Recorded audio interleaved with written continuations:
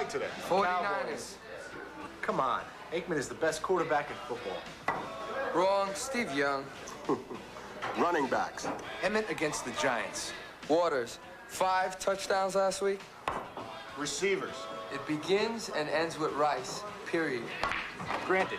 But as a tandem, Irvin and Harper. Harper? Well, how about that catch in last year's championship? Rice makes that catch in his sleep. Kickers. If you're gonna talk kickers, you're out of here. Okay. Offensive line. Eric Williams. Harris Barton. Nate. Did you see McIntyre in that sweep last week? Forget that. How'd you like to feed Gogan? Haircuts. Jimmy Johnson's? Or Johnny Johnson's. If that's the choice, I'd wear Waters' bandana. All claims for supremacy in the NFC come to a head today in Dallas. Who's the best receiver? Who's the better quarterback? And most importantly, who's the better team? After steamrolling the rest of the conference, it's down to a rematch of last year's title game. And the matchup we've been expecting since training camp began.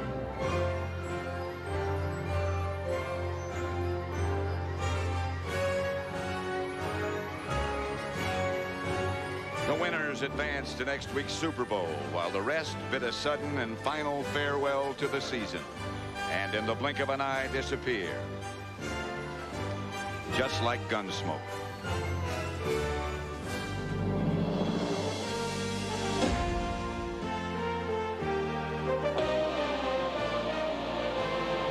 The house with the hole in the roof is full of emotion today for the NFC Championship match between the San Francisco 49ers and the Dallas Cowboys. Weather today, temperature of 52 degrees, southwest wind 10 miles an hour, a 20% chance of rain.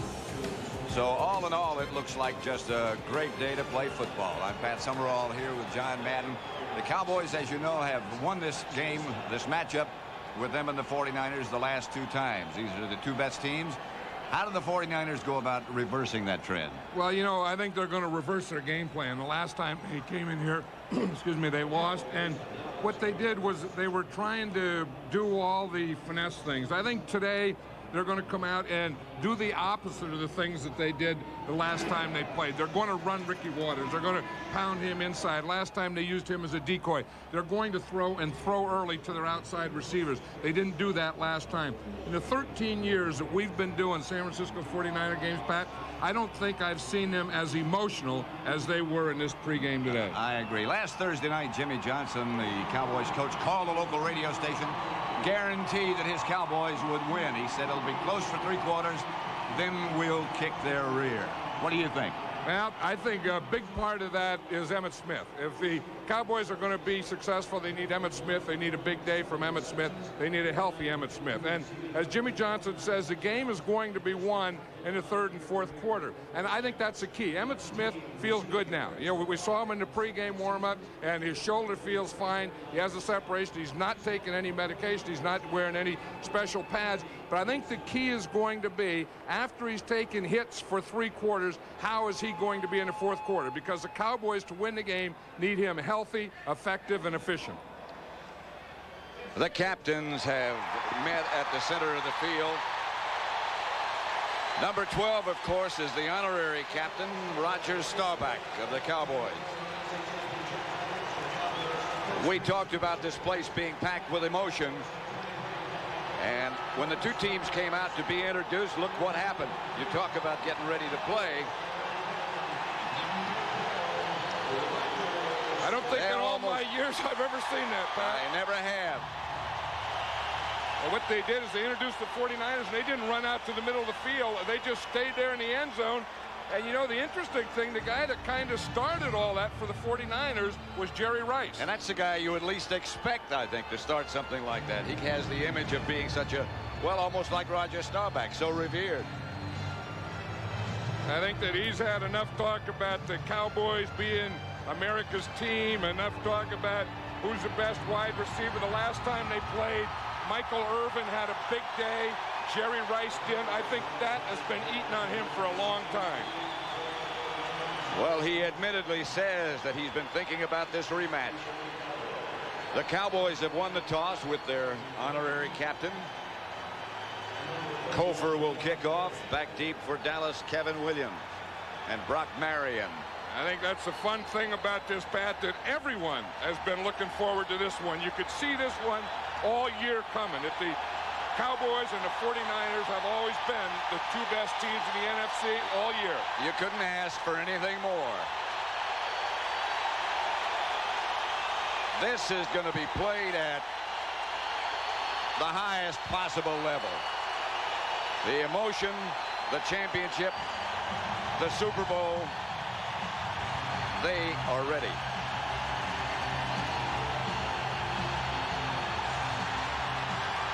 Kofor's kick will be handled by Brock Marion. He gets out to about the 25 where the Cowboys will start there. Troy Aikman.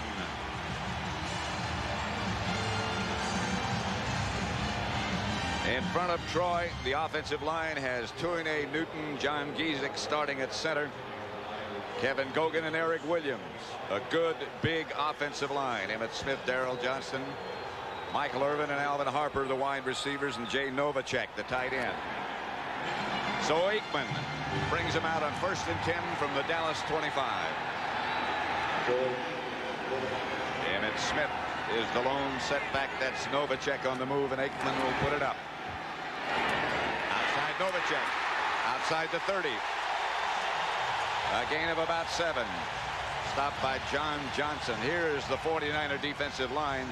Wilson, Washington, the rookie Dana Stubblefield, who's had an outstanding year. The linebackers, Romanowski, Walter, and John Johnson. In the secondary, Griffin and Merton Hanks, Tim McDonald, and Eric Davis. 2nd and 3.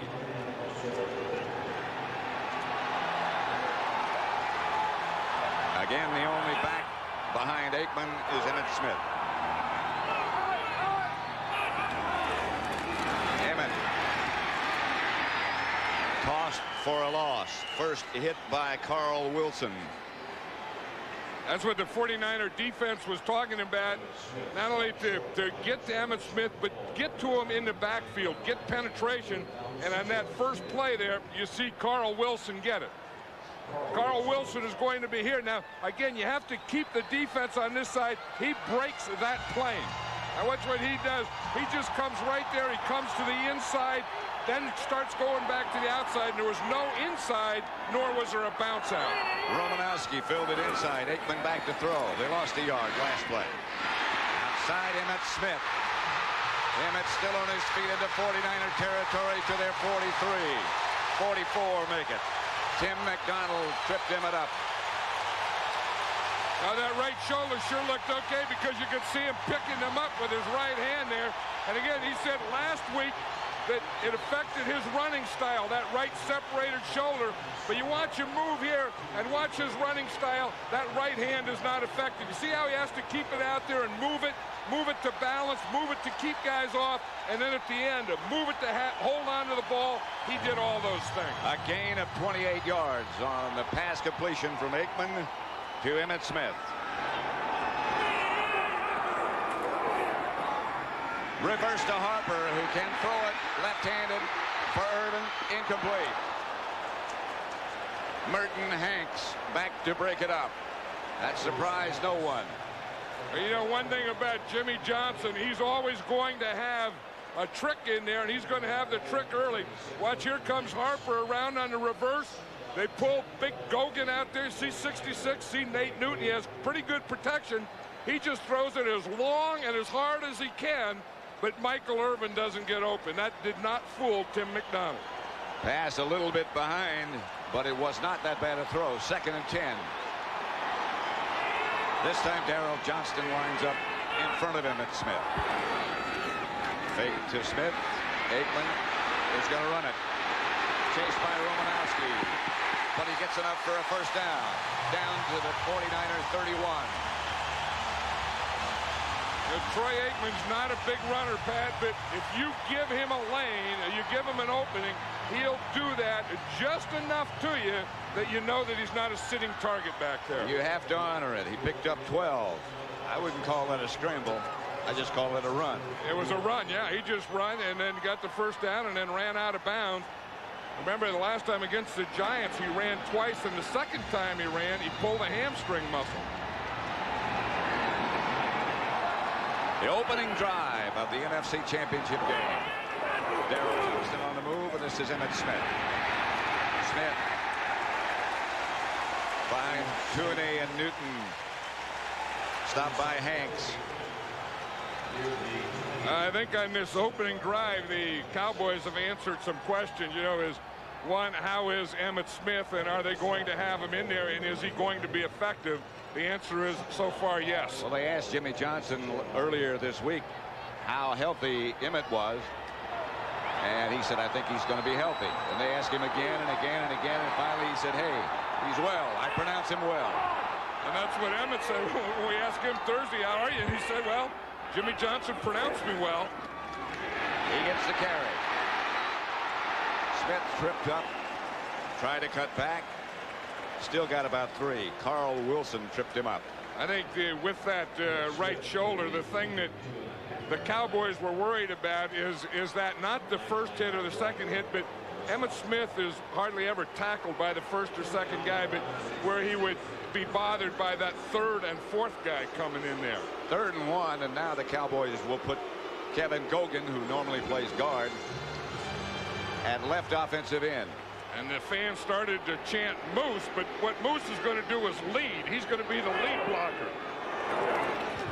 Emmitt Smith. First down, Dallas. To the 20. Wilson and McDonald.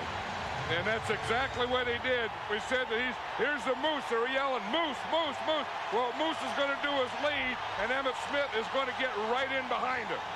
You know that, boom, he finds the hole, just enough soft spot there to get that first down. I don't think that the people here, you know, they're knowledgeable fans here, and they know that the Moose isn't going to get a heck of a lot of carries, but he's going to do a lot of lead blocking, and he will catch some balls. Buffalo goes to the Super Bowl for the 4th consecutive year.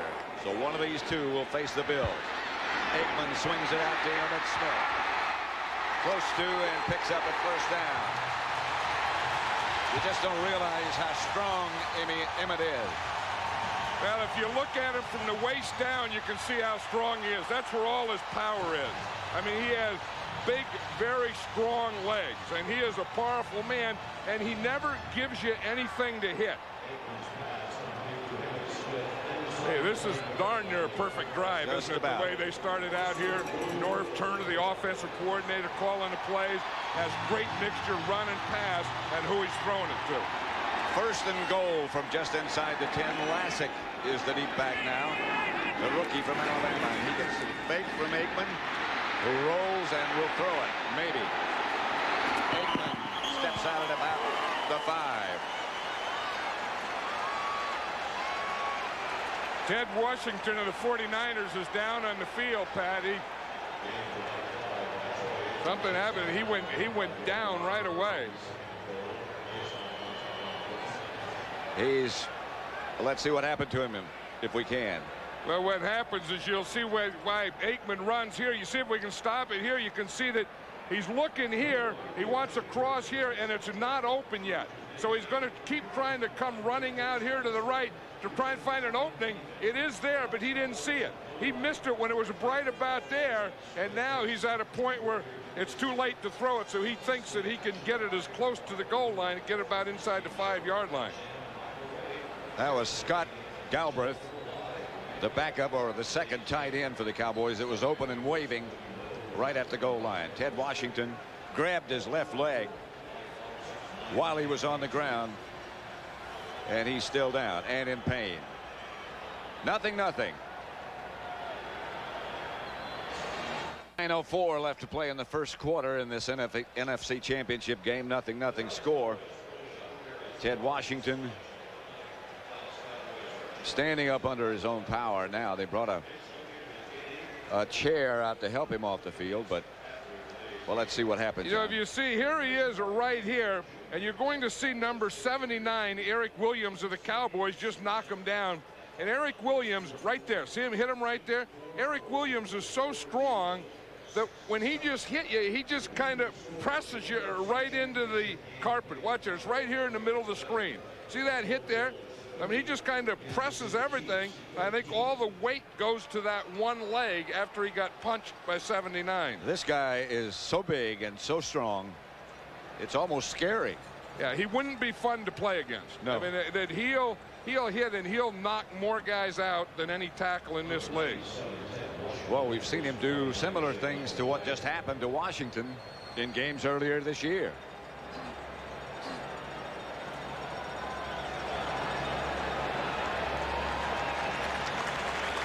Artie Smith has taken Washington's place. Washington's left leg. And, you know, the 49ers have a shortage inside. They have Dana Stubblefield and Ted Washington. Artie Smith is a guy who was a rookie who is a defensive end. And so they have to bring him in there now. And he's really not a tackle. He's more of an end. Not big enough, really, to be playing inside. And I think that the Cowboys running game, you know, would anyway pick away at that middle of that 49er defense. But from now on, I think they're going to pick away at that all day. Second and goal from the 5-2 tight end offense for the Cowboys. Here's Emmitt Smith. Touchdown, Cowboys.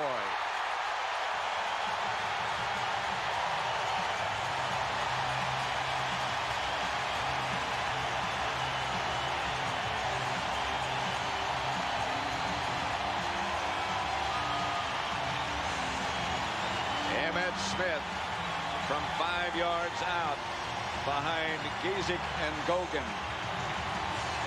You know, Pat, there's the guy that you talk about a drive, and Norv Turner knew that he was going to start this game with Emmitt Smith. Emmitt Smith handled the ball 7 times on that drive. 6 runs and 1 pass. They got the opening kickoff. The extra point by Eddie Murray is good. And Dallas leads San Francisco 7-0 first quarter.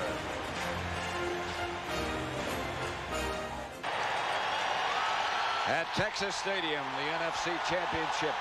Dallas 7, San Francisco 0. Murray to kick off. High and short, handled by Dexter Carter.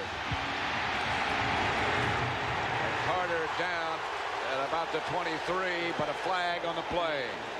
Yeah, if you watch the touchdown again, here's Gogan. He weighs about 330. Here's Eric Williams. He wears 330. You just get in behind those guys. A little scuffle again. Now back to the touchdown. Well, it starts here with a double team here. They just knocked this. Gogan gets this guy. Giesick gets his guy. And I don't think anyone touches Emmitt Smith. Not till he's in the end zone. Watch, if you got big, powerful guys, watch them. Whap, you just move them off, you turn them, you drive them, and Emmitt Smith can walk that one in there. The 49ers were called for holding on the kickoff return, so they moved back to inside their own 10, about the 9. It'll be 1st and 10 from there. And they're a little frustrating. It's tough when the first time you get the football, there's 8 minutes, 33 seconds left in the quarter. And you're starting at your own 9-yard line. And you just had a penalty and a fight. Steve Young throws outside to Ricky Waters. Waters hammered out of bounds. Young, the quarterback, had a great year. In front of him, a smallish but very effective offensive line. Wallace, McIntyre, Sapolo, Tam, and Barton. Ricky Waters and Tom Rathman, the 2 backs. Rice and Taylor, the 2 ever dangerous wide receivers. And Brent Jones, another lethal target at tight end. 2nd and 2. Rice is the motion man. Waters. Cut down, lost the ball.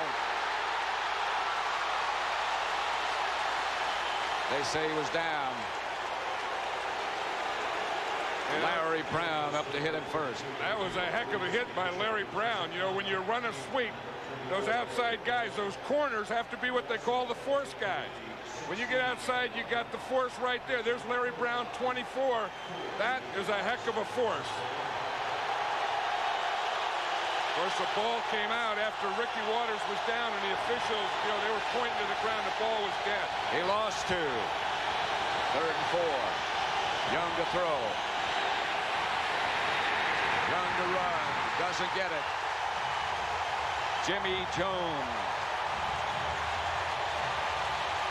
Again, great coverage out here by Larry Brown. Watch here. This is where Steve Young is trying to throw. He's looking to his left, trying to throw out here to John Taylor. Brown is up on him. You see him? That made Steve Young pump it out there. Brown had the good coverage, and that's what you call a coverage sack. Can't cover any better than that. Klaus Wilmsmeyer is the 49er punter. They're just not used to punting very much.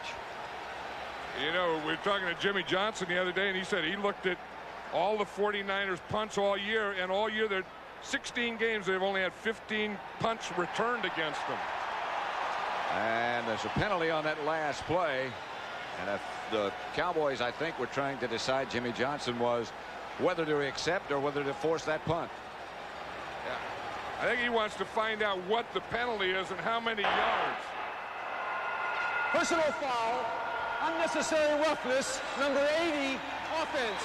Penalty is declined. 4th down. Personal foul is called against Jerry Rice. That's the second surprise of Jerry Rice. We talked in the pregame, he almost started a fight. And you see him up on top. You see him right there, number 80, on the sideline there. And it had to be something that happened after that. Never did see what he did. Wilmsmeyer. His kick is a line drive, will be handled by Kelvin Williams. Fair catch. The Cowboys take over at their own 39. They lead the 49ers 7-0 first quarter. MCI called, and they want 7-0 at Texas Stadium. And the 49ers have made some defensive changes. Remember, Ted Washington came out with an injured left knee. Yeah, we can see what they're doing now, Pat. They're taking Carl Wilson right here. He started at the right end. He's going to play left end. Then they're going to put Artie Smith, number 95, over at the right end. Take Dennis Brown right here, play him at right tackle. He was a left end. So everyone on the defensive line, because of that injury to Ted Washington, other than Dana Stubblefield, have changed positions. Stubblefield stays in the middle, right across from Giesick. The pitch is back to Emmitt Smith. And Smith gets about 6. And you're so right about his injured shoulder. So far, it doesn't look like he's hampered at all. And if they keep moving the ball like this and scoring points, maybe the fourth quarter won't be as important as you thought it was earlier. But the 49er defense is just being dominated by this Cowboy offense, especially those offensive line. I mean, they just look like they're too quick and too big and too strong for them. They're just knocking them off the line. They just look like they lean on them and they go backwards. Smith again. Not much this time. Hit by Mike Walter, who had a big game last week at Candlestick against the Giants. Well, you know, the thing the 49ers know is when you play against Emmitt Smith, you not only have to take the onside, the side that he's running to, but you have to take away the backside, because if you leave him a backside, he'll cut back. And that's what Mike Walter has to do. He has to stay behind Emmitt Smith when he goes to the onside for that cutback to the backside. 3rd and 2. Cowboys at their own 47. Aikman has the first down to Emmitt Smith. Not only is he so effective as the ball carrier, he's an excellent pass receiver. But, you know, he has to find a hole, and you'll see he starts here. He's going to end up catching the ball over here, but he has to find his way through the line to get out here. And then in doing that, they kind of lose him in there. You see him hide in there, then get behind the defensive line coming across. That is a very tough pattern to cover. The linebacker is assigned the coverage, but he's got to keep up with a very fast, very quick running back, Emmitt Smith. And here he is again. To the 49er 39. Merton Hanks made the stop. See, the 49ers are now involving their safeties. We see Merton Hanks on that time. The guy that had the cutback was the safety. He's the free safety, and he's the guy that came up and took the cutback. Now, we know that they also take Tim McDonald, their strong safety, and he's a big run player. So what happens is you start getting those safeties up, and then pretty soon you're going to be open deep to some wide receivers. 2nd and 7. Fake is to Smith this time, and Aikman is going deep for Harper. Through his hands. It would have been a difficult catch, but it could have been caught. I think the Cowboys saw the same thing. When you see Merton Hanks or Tim McDonald out there, you know that out here on this side that you're going to get man-to-man coverage. And that safety's so concerned with the run that he's not going to be out here with Harper. So you're going to take a shot. You can't get a better shot than that. Harper just he needed about 2 more inches on his fingers there. Eric Davis, the 49er defensive back, 3rd and 7. Remember Harper on Eric Davis in last year's championship game. The 49ers remember that. Eric Davis remembers. Pass is batted down at the line of scrimmage. Dana Stubblefield is number 94, clapping like he might have gotten his hand on it. Yeah, we're talking to Dana Stubblefield. He only weighs 280 pounds, which, sounds like a heck of a lot. Guys weigh only 280, but he's playing against guards that weigh 320. And he says he has to use leverage. He has to get up underneath. That time it was John Giesick. Get up underneath, and then when you see the pass, just get your hand up and close the passing lane. If you know you're not going to get there, that's the next best thing. John Jett to punt in the direction of Dexter Carter. This one is hanging high and into the end zone. So they'll start at the 20. The 49ers will. The first time they began on offense at the 9.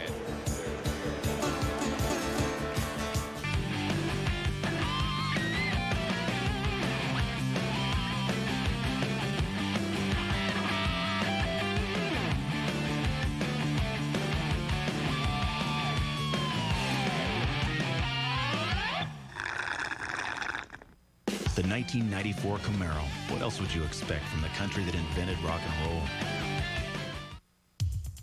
First quarter at Texas Stadium, the NFC Championship game. This is the Dallas defensive front 4. Haley, Lett, Casillas, and Tolbert start. But they'll keep some fresh people in there from time to time. Darren Smith, Norton, and Edwards, the linebackers. And the secondary. Kevin Smith and Larry Brown, the corners. Woodson and Everett, the 2 safety men. 1st and 10 San Francisco at their own 20. Young back to throw it. Flag on the play already. Steve Young for John Taylor. Shakes 1 tackle. No play, I believe. But they sure caught Charles Haley on that. They're going to pay attention to him. He's their biggest pass rusher, the Cowboys. Ball start. Number 74, offense. Prior to the snap. And no 74 play. is right here, Steve Wallace. First down. He's the guy who has to block Haley, but watch Haley take it inside and beat him to the inside, and then Ricky Waters is going to meet Haley right there. They're not going to let him get there. But see that little flinch by Wallace? That's what they call. See that thing right there? There's old Ricky Waters knocking him down. But they called the flinch on Wallace, number 74, before the ball was snapped. Steve Wallace has always had problems when he's playing on the road because he has a tough time here in the snap count. He's deaf in one ear. And it is loud here at Texas Stadium today. But that's what a pass rusher like Haley will do to you. He makes you jump like that. And Haley knows that. Of course, he played with the 49ers for 6 years, and he knows that. And he knows what Wallace can do. On top of that, it looks like Steve Wallace has got his ear holes in his helmet taped from the inside. Yeah, and I think that's the ear. I think he's deaf in the left ear, so he just has that thing taped anyway. Steve Young, outside.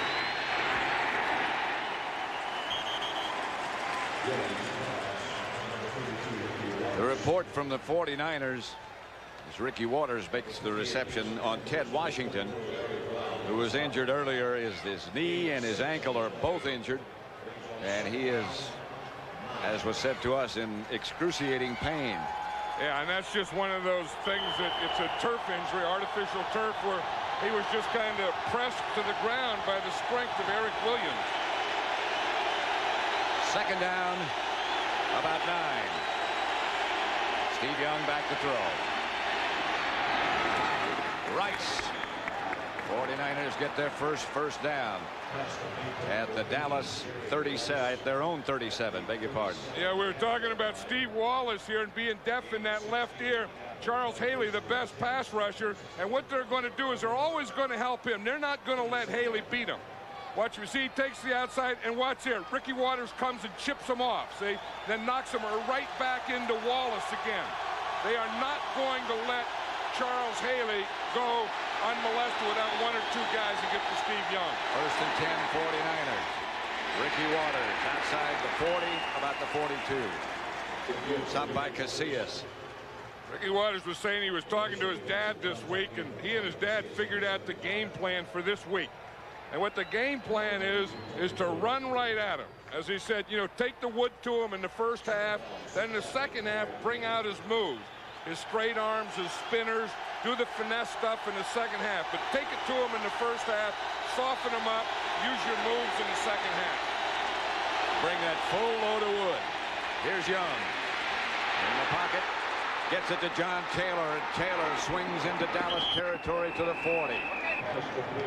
Run out of bounds by Dixon Edwards, but good yardage by the completion from Young to Taylor.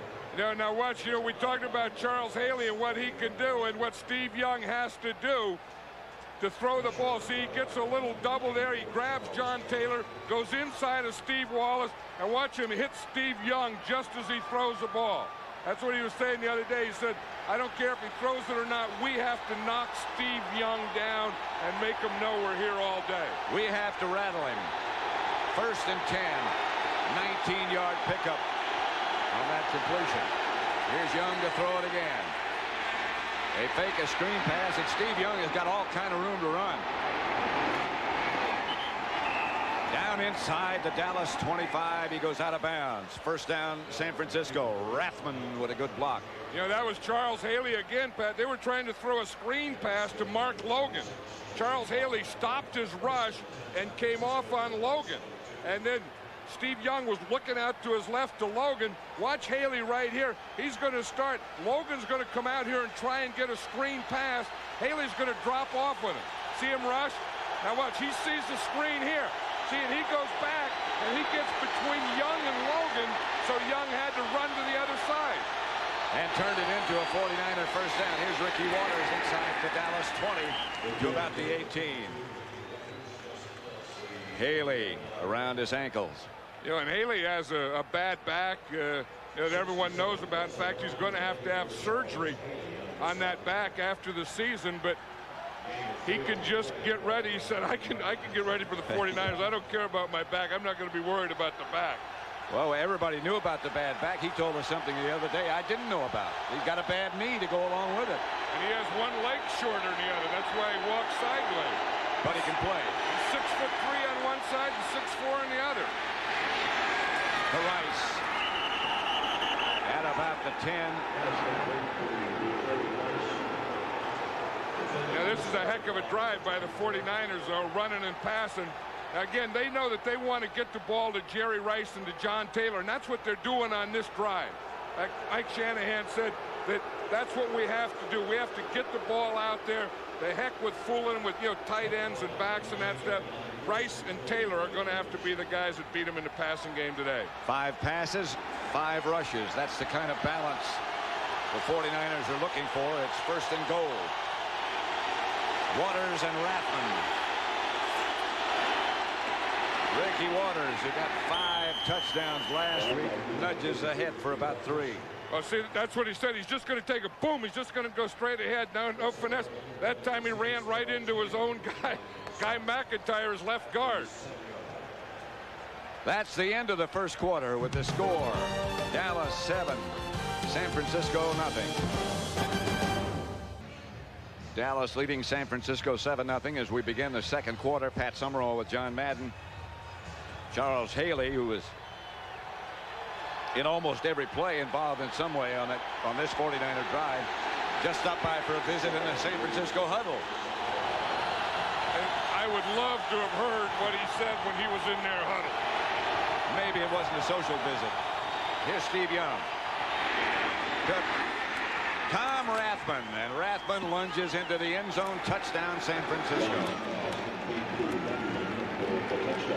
That was a heck of a drive. I mean, I'll tell you what. The Cowboys started the game, and they had a great offensive drive. The 49ers came back and answered it with this. Watch Tom Rathman. You think he's going to be a lead blocker. Now, that was Steve Young's second receiver. You see him? He looked out there to the left, kind of pumped it out there, and then came back to Rathman right up the middle. Kofer for the extra point with Steve Bono holding. Young was 6 out of 6. Kofer's extra point ties it. And in the NFC Championship game, it's 7 apiece.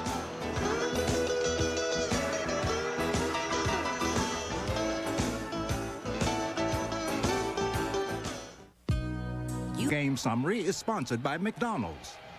7-7 the score. The Dallas scoring drive 75 yards. The 49ers scoring drive 80 yards. 4 rushes, 5 passes. Touchdown to Tom Rathman.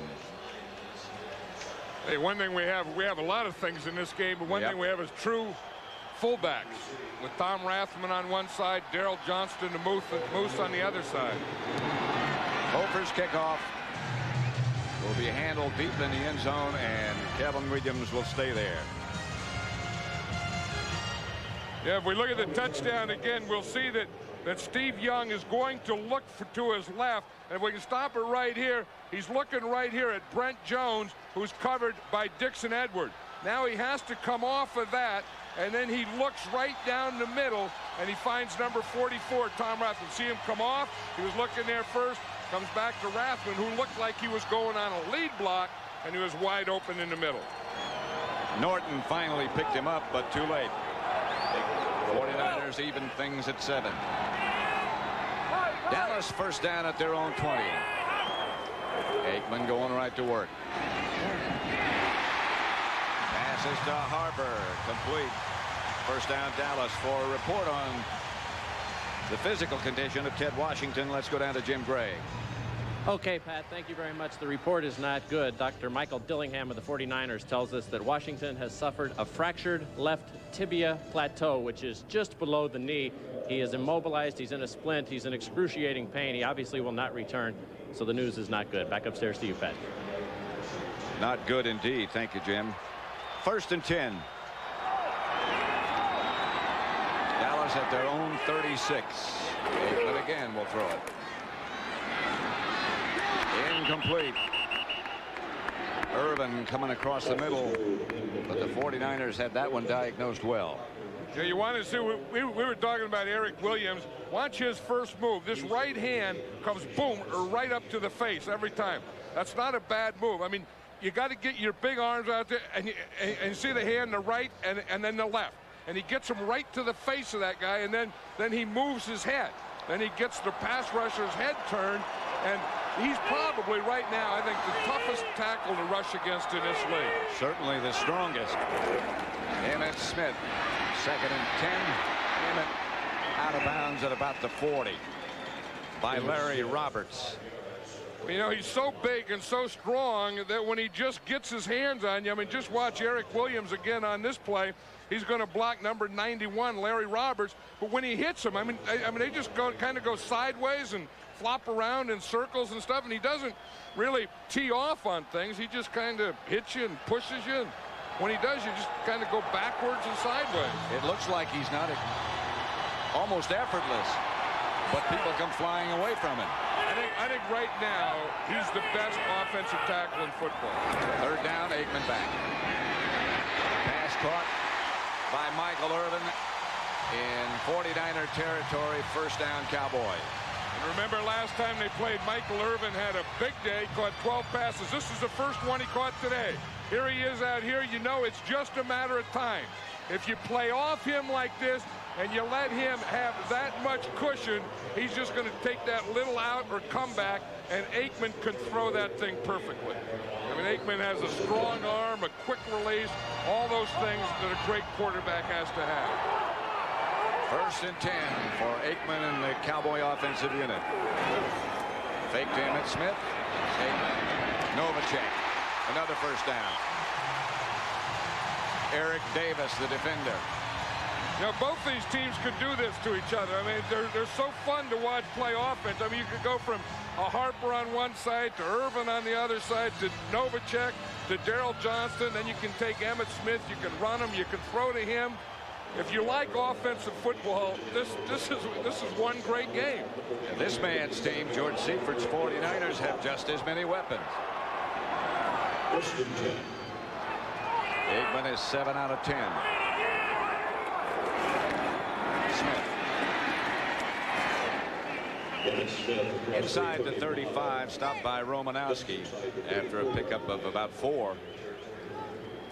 I think the game is starting to calm down emotionally. You know, you play these big games, and the thing you worry about is that you're too fired up. You know, that you're going to do stupid things. And I think maybe in the first quarter, the 49ers were too fired up. I mean, they had some penalties. They had some, you know, things, some miscues. Then offensively, they started going. Defensively, I don't know that their defense is going to be able to stop the Cowboys all day. Novacek on the move.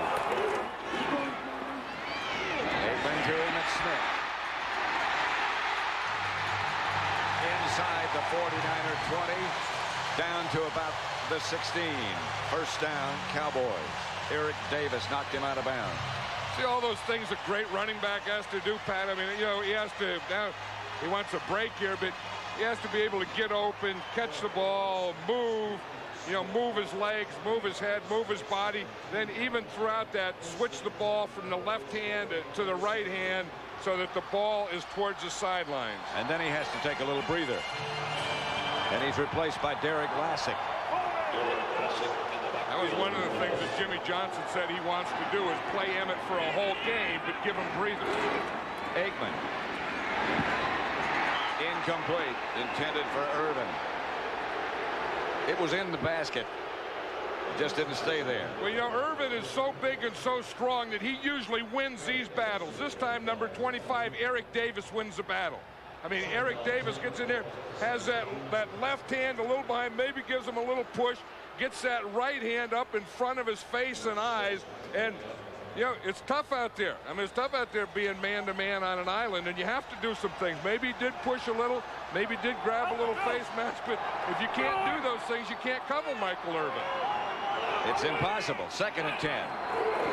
Draw play, Emmitt Smith. Emmitt sort of weaves his way down to about the 12. Pickup of 4, perhaps. Stopped by Mike Walter and Dennis Brown. You know, the Dallas Cowboys only have about 4 running plays, and the one that they run most of the time is that draw or lead draw. There's Norv Turner here. He's the offensive coordinator and probably going to be in the next couple of weeks the head coach of the Washington Redskins, but he was upset because he doesn't like to have 3rd and this long. He hoped to, you know, pick up about 4 or 5 yards and get a 3rd and short or a first down. 3rd and 6. Flag on the play as Aikman fires complete to Irvin. Beg your pardon, this is Harper.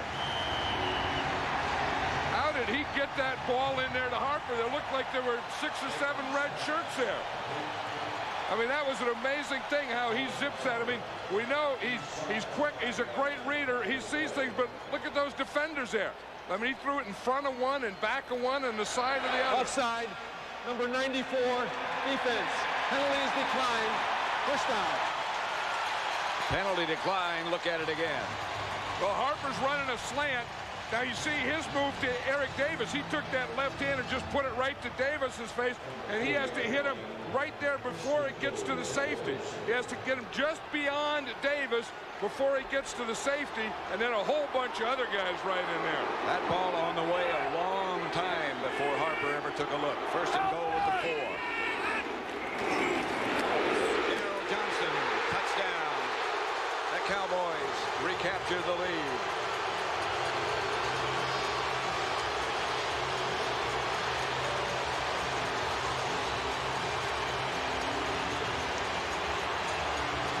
It is, as you said, John, neither team can stop the other.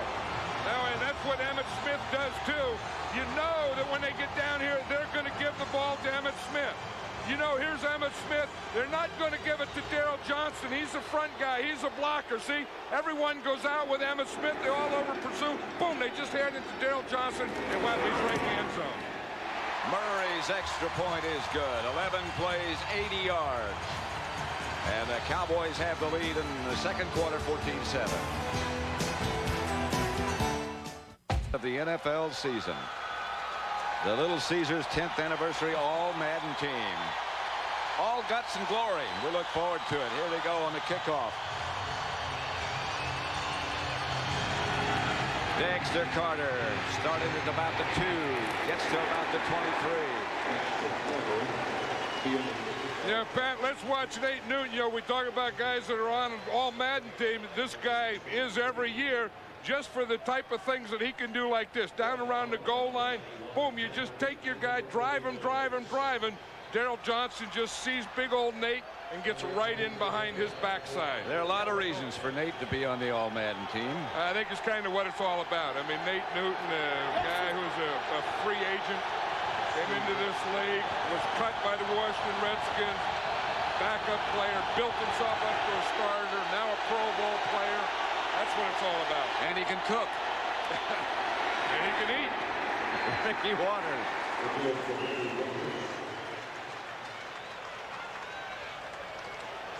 That's about a gain of 3, stopped by Casillas. George Seifert said the Cowboys have the most intimidating special teams in football. This is Kenneth Gant coming down the field full speed. This is what it's like in the playoffs. I don't know, that's intensity, that's hitting, that's bodies flying, that's everything. That doesn't look like a guy who's wearing glasses the day before. Looks so innocent. Yeah, how can you look like that and play like that? Here's Steve Young, gets it out to Waters. Waters knocked backwards by Dixon Edwards and swarmed around by the rest of the defense led by Ken Norton. Ricky better go back and get another load of wood. I know, because he was trying to deliver his wood and Dixon Edwards delivered his wood. I mean, that's the way you want to hit him. I mean, you want to catch him going this way and then knock him back the way they were going before they got to you. That's what Dixon Edwards did. Whoa. And then at the end, after he hit him and knocked him backwards, he goes in and tries to take his head off. Watch him come back there. He's going for his hat right there. Whap! A loss of 7. It's 3rd and 13. It is intense. Steve Young, pass incomplete, is picked off by Thomas Everett. Dallas gets the turnover. The interception and the ball at the 25. Taylor, the intended receiver. The last 2 meetings, this is the thing that has killed the 49ers, are the turnovers. But you see, Thomas Everett's number 27. He's right in the middle of the screen. He's just playing free safety. The ball's thrown to John Taylor. Just tips out of his hand. Everett's sitting back there. That's what a free safety does. You keep everything in front of you. Any tip is your ball. You go for it. That's that turnover story you were talking about. The last 2 games, the 49ers have turned it over 6 times to Dallas in 1. Here's Emmitt Smith again to about the 20. Merton Hanks came up to make the hit. If you look, the 49ers can always move the ball against the Cowboys. The last 2 games, they've moved it for over 400 yards a game. But the key thing is you got to get the ball back. And when you do, you can't have the turnovers. The turnovers, inevitably, they kill you. That's been the story in this game. That's the story in almost every game. 2nd and 6. The handoff is to Smith. To about the 15. A 3rd down situation stopped by Larry Roberts. the way the 49er defense, the way they play when Smith runs is to stay patient. Don't pursue, don't over pursue, and that's what they do, is just everyone kind of stay around the line of scrimmage. And if you just watch, Johnston's out here, there's only one back in the backfield. See how they all just kind of stay patient, just wait on the line, although they're getting knocked off the line, and then make him commit and then go after him. 3rd and about a yard. The handoff is to Darrell Johnson, who gets the Dallas first down. Darrell Johnson, something, he's in the Pro Bowl this year as a fullback. Jokes about it, he didn't even gain 100 yards the whole season as a rusher, but he does all those other things, Pat, that we talk about. He's a guy who catches, he's a guy who blocks, he's a guy that makes Troy Aikman feel very comfortable sitting in the pocket. And Emmitt Smith, so does this guy, Kevin Gogan. Big old Gogan, you know, the reason he's out, he's a tight end on short yardage, so after they get the first down, he has to go out for one play before he can come back in as a guard. He'll be back. Here's Aikman, back to throw it. Emmitt Smith, he'll walk in.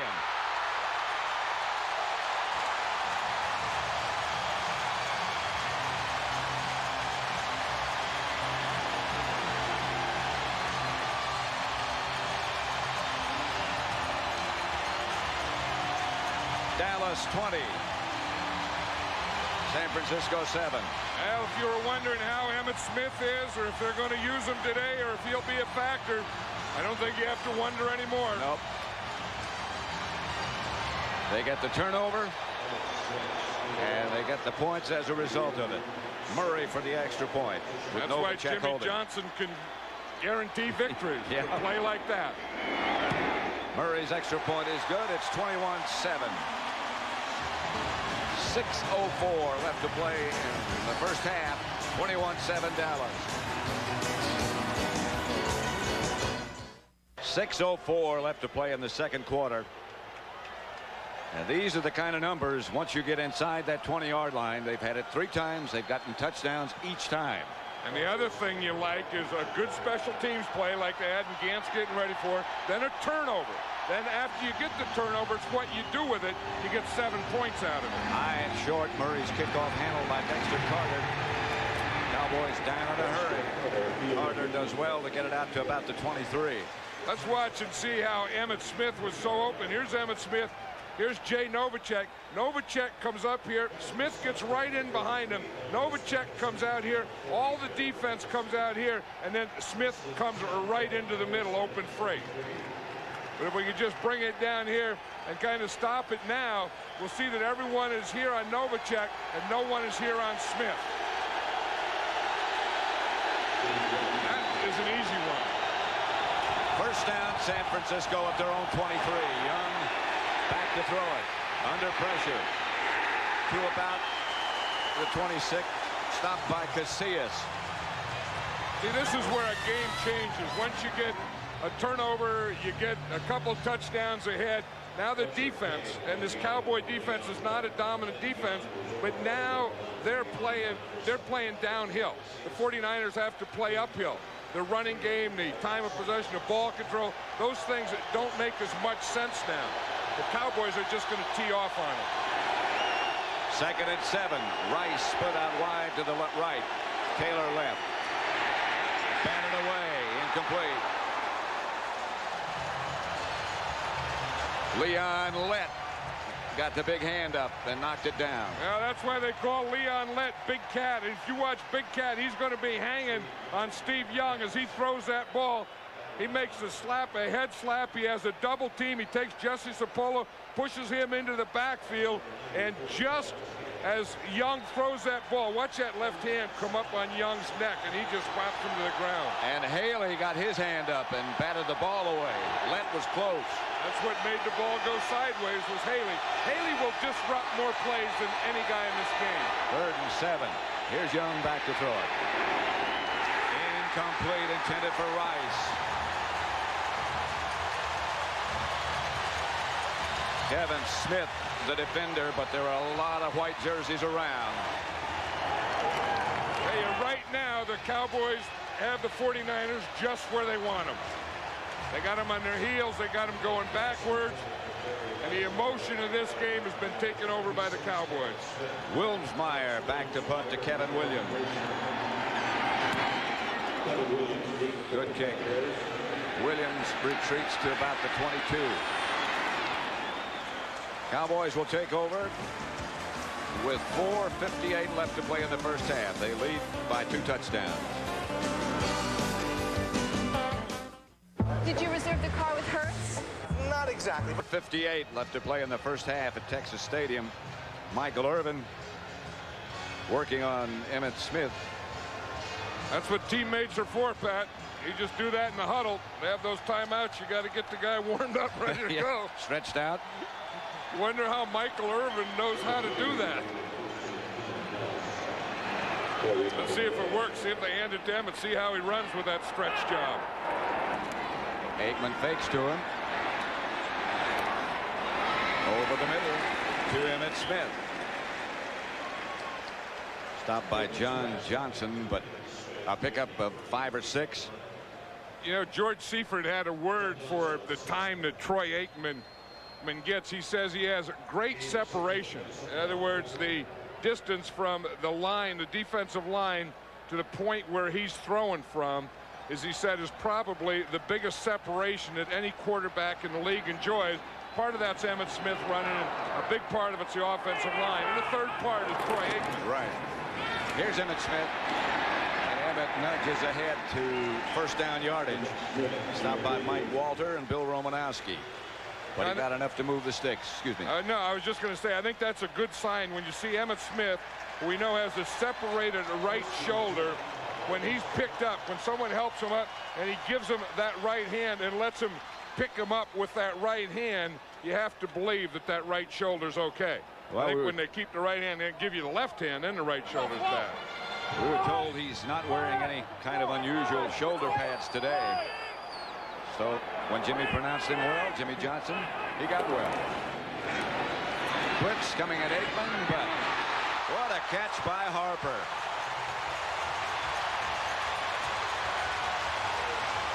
Harper right off his shoe tops. And what a throw by Aikman. We're going to see this one. As you say, this is a great catch. I mean, Harper comes out, he works out, he just takes that ball right off the ground. But Troy Aikman was hit by John Johnson just as he threw that ball. And that's probably what made that thing dip. You talk about a great catch. Boy. He caught that with his fingertips. Watch 55 Johnson hit him. See, that's why he couldn't get everything on the ball. He went to step, and there was Johnson. Harper, and the catch give him a first down. This is out to Darrell Johnston. Down to the 49er 40. Stopped by Walter. The 49ers have got to get something going defensively here, or this thing's going to be out of their hands. Now, what they're not doing is they're not doing anything to disrupt the rhythm of the Cowboys. I mean, the Cowboys and Norv Turner calling the plays, Troy Aikman running, the offensive line blocking. They've gotten into a rhythm, and the 49ers have let them stay in that rhythm. And I think you got to come up with a blitz or something different to knock them out. Second and short. First down, Cowboys almost at 30. Down to about the 31-yard line. Stopped by Dana Hall. The other thing, if you can't knock them out of their rhythm defensively, then you have to hope they get a penalty or something. But just watch here. You know, we're talking about Williams. Just watch his left hand. I mean, he plays like a boxer. I mean, he just comes up and he just hits those guys with those fists, and they go sideways all the time. 2-minute warning.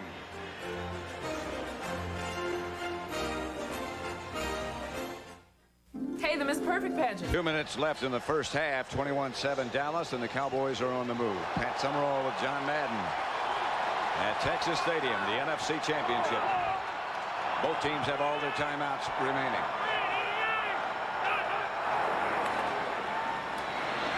Aikman is going to run. Good slide down to about the 22, close to a first.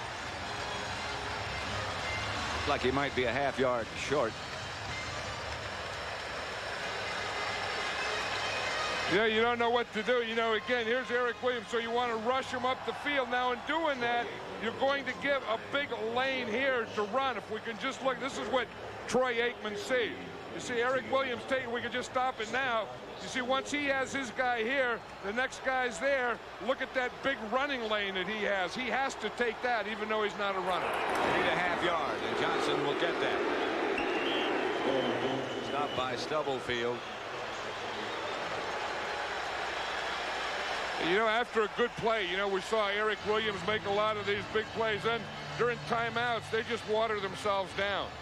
But you don't keep it all. Watch, this is how you do it. You just squirt it all over you, and then but you don't keep it. Once you get it in there, you just let it come out. Yeah. And that's a real 2-minute warning there. Yeah, that's a good one. I mean, that's a good one because, you know, sometimes you think you water yourself down, you keep it all in there. Yeah. But you don't, because that'll log you down. So you just kind of take it in, and then you just water the rest of the guys down. Whether they want it or not.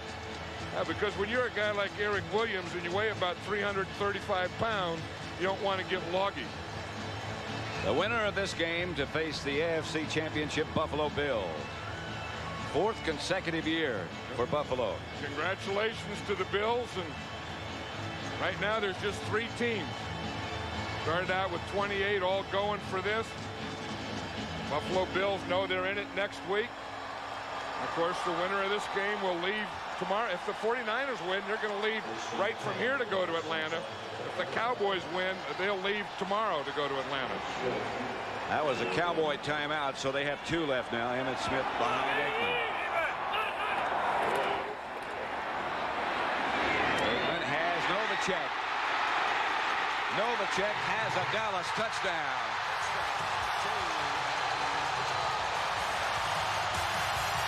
From 19 yards out, Jay Novacek barreled into the end zone.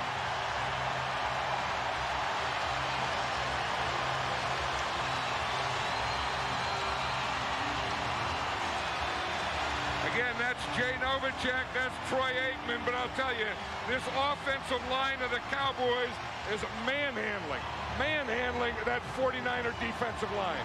Look at the time Troy Aikman has to do that. You see big Nate Newton, he just took his guy and didn't even let him get off the line of scrimmage.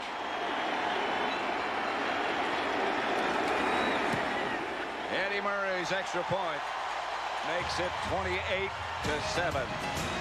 58 seconds left to play in the first half. Dallas on top. Everybody thinks seconds left to play in the first half. The touchdown again. And just enjoy this pass protection. I mean, some of them don't even rush. They just stop that middle out there. Troy Aikman is going to have a clean jersey today. And Eric Williams on his side, he just stopped his guy coming at all. Big Nate Newton and Giesick, they took care of Stubblefield. They made him go back the other way. And if you give Aikman time, I mean, he's probably going to kill you anyway. Right. But if you give him time, he's going to commit surgery on you. Which is just what he's done to the 49ers so far. 28-7, Dallas leading. Murray set to kick it off. Will follow Gant down again. Line drive kickoff in the direction of Dexter Carter, who's going to leave it in the end zone. No return. The 49ers have got some work ahead of them. Look at the time of possession and yards so far. They just haven't had the ball. No, and then when they do get it, the Dallas Cowboy defense has really been going after Steve Young. And I think as this score mounts like this for the Cowboys, I think the pressure is going to mount on Steve Young. Those last 2 games of the regular season, maybe they didn't mean anything, but the Houston Oilers and the Philadelphia Eagles both went after him. That's Waters in motion and Young back to throw. He's going to have to throw on just about every down from now on. Logan out of the backfield. Outside to about the 28. Stopped by Norton. Yeah, the other thing, we see no huddle here, but the other thing the Cowboy defense has done is contain Steve Young well because he hasn't been able to run yet either. Young has to bring it down and tried to run. Tripped up by Jeffcoat. Young calls a timeout. The veteran Jim Jeffcoat around Steve Young's ankles. 28-7, Dallas over the 49ers. That was a San Francisco timeout, so they have 2 left. Coverage on Rice. They're doing an excellent job. I mean, Larry Brown has really come up big for the Cowboys in this first half. 3rd down. Logan will get the 49er first down with the clock continues to run. Don't forget to stay with us at the half. Coming up, Greg Terry and Matt Millen with their thoughts about the first half. Wonder what George Seifert's thoughts are about the first half. Well, you know that you're going to have one more half of football in this season if you don't win. So the thing that you always talk about, you know, there's not a lot of ranting and raving. You got to think about how you can get back in and, one, knock them out of rhythm and get a rhythm for yourself. And you always think when you're behind like this, let's go out and play it like it's nothing. I mean, we can't play like we're way behind and, you know, we have a half to play, but let's start and build a foundation for the second half and do to them in the second half what they did to us in the first half. Well, they have the weapons to do it, but Jimmy Johnson is not about to let down in any fashion. Well, and Troy Aikman is hot. I mean, you talk about a hot player and a hot quarterback. There's no hotter player in the NFL right now than Troy Aikman. 4 wide receivers for the 49ers. Beach and Turner join the regular 2. Good coverage again on Rice. Good pressure by Jimmy Jones on Steve Young. These corners of the Cowboys have stepped up. You know, we saw Larry Brown on the other side. Here it is, Kevin Smith. You see, he just gives him a bump. He's just step for step, stride for stride, all the way down the field with Jerry Rice. That's who they try and get the big play to. Jimmy Jones makes him throw it at the time he did and maybe take a little off it, but that was still good coverage by Kevin Smith. 2nd and 10 with 19 seconds left in the first half. 3-man rush by Dallas. Steve Young throws out of bounds. Jerry Rice made the reception, goes up under the bench. But he's okay. Even though that one doesn't go, that was still a heck of a catch. Yeah. Out of bounds, whatever. Still a heck of a catch. But, you know, we talk about Larry Brown, and he's really come up big in his first half. You see, he got between Jerry Rice and Steve Young. And the only place that Steve Young could throw that ball, if it weren't going to be an interception, was out of bounds. Right. This guy's come up big in this half. I mean, he's played the pass well, and he's also played, remember, a couple of those runs early. 3rd and 10 with 13 seconds left. Young gives on the draw play to Waters, who's caught by Russell Maryland.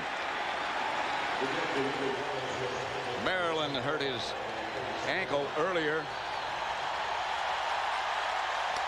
Not going to play too much, but one effective play. That's the end of the first half with the score.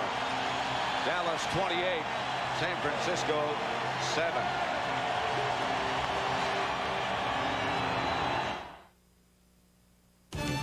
CBS Sports coverage of the NFC Championship game is sponsored by the all-new Ford Mustang. It is what it was and more.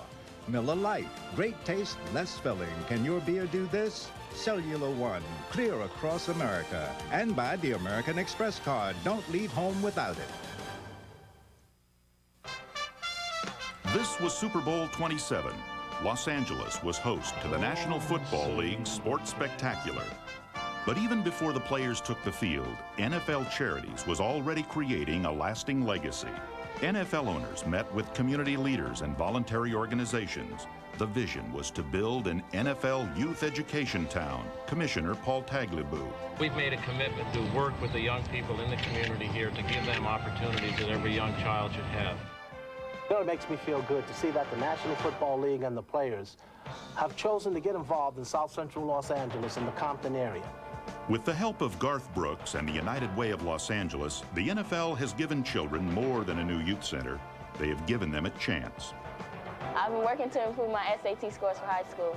This is something we needed in our neighborhood for a long, long time, and the NFL has given it to us. In the National Football League, they do more than just play football. Through NFL charities, they show people they care.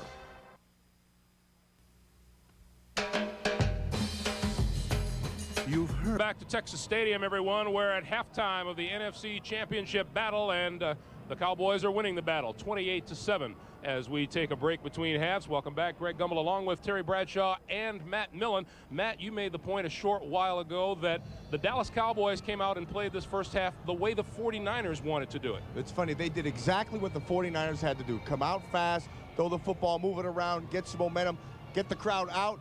They've been listening. I think they got the crowd in. They've done everything right. They've got the ball in their hands. 28-7. This game could be over now.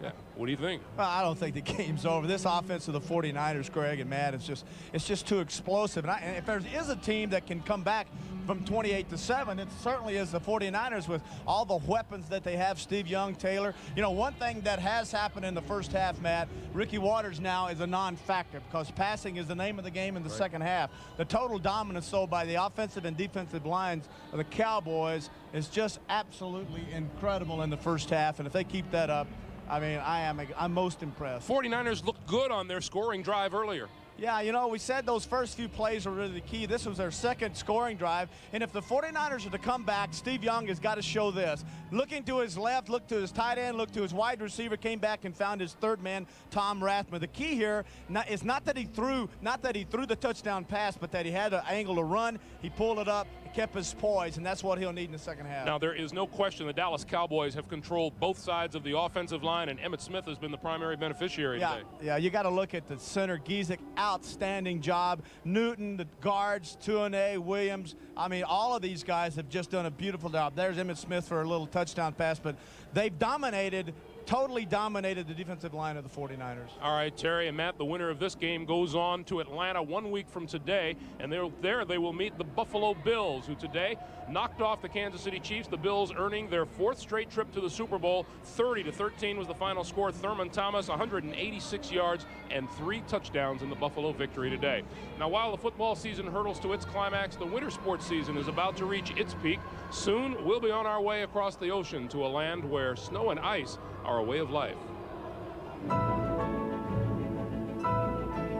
The Norwegian winter landscape has its own unique beauty.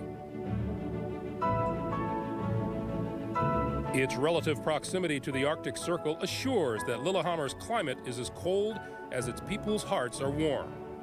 For the stoic citizens of Norway's interior, the event of their lifetime is but a fortnight away. The spotlight will be on Nancy Kerrigan. If she has recovered and returned to form, she will contend for gold. Tanya Harding, if allowed to skate, will challenge as this unique Olympic figure skating drama plays itself out.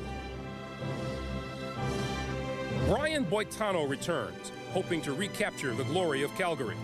While looking over his shoulder is young American Scott Davis, who has already proven he can beat Boitano. An Alaskan Express named Tommy Moe adds momentum to the U.S. medal aspirations in the downhill today with the opening ceremony on February the 12th at 8 o'clock Eastern Time. And we'll send it back to Pat Summerall and John Madden when our CBS Sports coverage of the NFC Championship continues after this word from your local station.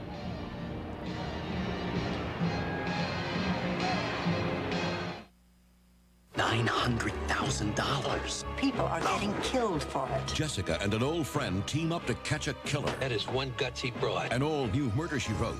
Then, Mathau and Morgan are back with Stephanie Zimbalist in a murder mystery of family secrets. I'd like to change my plea to guilty. Incident in a small town, tonight. Police say he hunted children. How many victims are there? Child Hunter. An all-new 48 Hours, Wednesday. 28-7, the Cowboys lead the 49ers at halftime. Just an overwhelming performance by Dallas, both by Emmitt Smith, by Troy Aikman, by the offensive line, by the defense. Now, John, what can San Francisco do in order to get back into this contest? Yeah, I think they have to think that we'll just do in the second half what the Cowboys did in the first half, and they know that there's only one half of football. I mean, if the winner plays next week in the Super Bowl and the loser doesn't play again until August, and That's the finality of it. I mean, this is everything. I mean, you just tell your team, go out there and just anything you have to give it. And I think, as you say, in this first half, it's been dominated by the Cowboys. Now, we knew about the running backs and the quarterbacks and the wide receivers, but to me, the dominance has come from the lines. The offensive and defensive lines of the Cowboys have really dominated this first half. Well, we will see what the 49ers can do when we come back and see what happens to San Francisco here in the second half. We'll be back.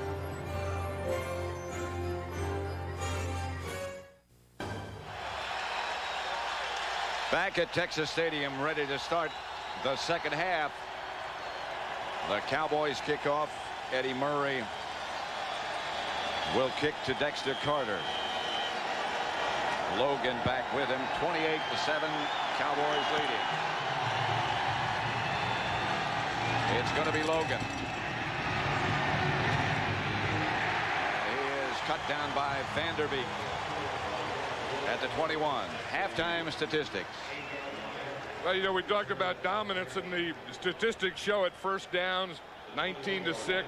Rushing yards, the Cowboys almost had 100 yards. The 49ers really didn't get started. 177 passing. Then, of course, the one turnover that led to a touchdown. So, in every statistic there could be, the Cowboys won it, but with a score 28-7, you would expect that. And 19 first downs. That's awesome. Here's Steve Young to throw it. Outside to Rice. Knocked out of bounds by Kevin Smith. Picked up about 8. Maybe not quite that much. Steve Young under pressure so far. Been sacked once, hurried 3 times, knocked down 3 times. One ball batted down, but that by Haley, and 1 interception. You know, a guy that's had a lot to do with that is number 78, Big Leon Lett. He has really, in that first half, really gotten a big push in the middle. 2nd and 3. The handoff was to Ricky Waters, who is hit as soon as he takes the handoff by Ken Norton. And again, if you just watch Lett right here, he just gets penetration. And once he gets back on this side of the line of scrimmage, it's really tough, even though he doesn't make the play. You see how he gets in the backfield right there? That makes the running back cut to the middle. There's no cutback. That makes him go, and you force him right into your linebacker. 3rd and about 2. The handoff is again to Waters, and again he doesn't get it. Jimmy Jones this time. And again, you know, we talked in the first half about how the 49ers were really dominated by the offensive line, but here they are by the defensive line too. You see, they're playing on the 49ers side of the ball. You see Haley getting penetration up on top. Leon Lett, 78, getting penetration. Jimmy Jones getting in there to make the play, but it started with the right penetration of Lett and the left penetration of Charles Haley. Klaus Wilmsmeyer back to punt. Williams back deep for Dallas. Stay away from it. And Wilmsmeyer's punt goes out of bounds at about the 27-yard line, where Dallas will take over 1st and 10. The defense has done its job. Now let's see if the edge is still there on offense. There's Big Leon Lett. I tell you, and he is a big guy and a heck of a player. You know, it's too bad he's remembered a lot for that play in the Super Bowl and the play on Thanksgiving. Kicking team, penalties declined, 1st down. 49ers had too many people downfield on the punt. How'd you like to run down under a kick like this? Well, you know, the guy that can leave is that end man on the line of scrimmage. So what they do is they double team him. They play him inside, outside, and you get a guy like Gann on him. They don't let him play at all. They just, that's like playing with 10 guys. Just take him right out of it. Yeah, you ain't going nowhere. Cowboys now go with 2 tight ends. Novacek and Galbraith. Aikman to Emmitt Smith, hit by Stubblefield behind the line. First half for Aikman. Well, you know, the thing that they do is they move the ball around so well, and most of the passing game is under 15 yards. In fact, you see that he threw a lot to the right, but he only threw 1 ball that was to the right over 15 yards. So everything is in that, you know, that underneath, that under 15 area, left, middle, And again, primarily to the right. 2nd and 14, passing down. Coming up for Aikman again. Under the rush by Stubblefield. Another rush, and now down he goes. Stubblefield was there first. And see, the 49ers on defense this time, Pat, are starting to do the things we talked about. They're starting to disrupt that thing. Take away the rhythm. Get someone in the backfield. Here's Stubblefield right here. And you'll see he gets penetration. Boom, he takes an inside move. He's right up the middle. Now Aikman can't do those rhythm things. He can't read. He can't step up. He can't do anything if you can break through. Break someone through somehow. An assist from Artie Smith. But Stubblefield furnished the initial pressure. 3rd and long. Draw play to Emmitt Smith. Not much there. Stubblefield again involved on the tackle. I don't know what Stubblefield took at halftime or what they told Stubblefield at halftime, but he came out and he made 3 plays in a row here.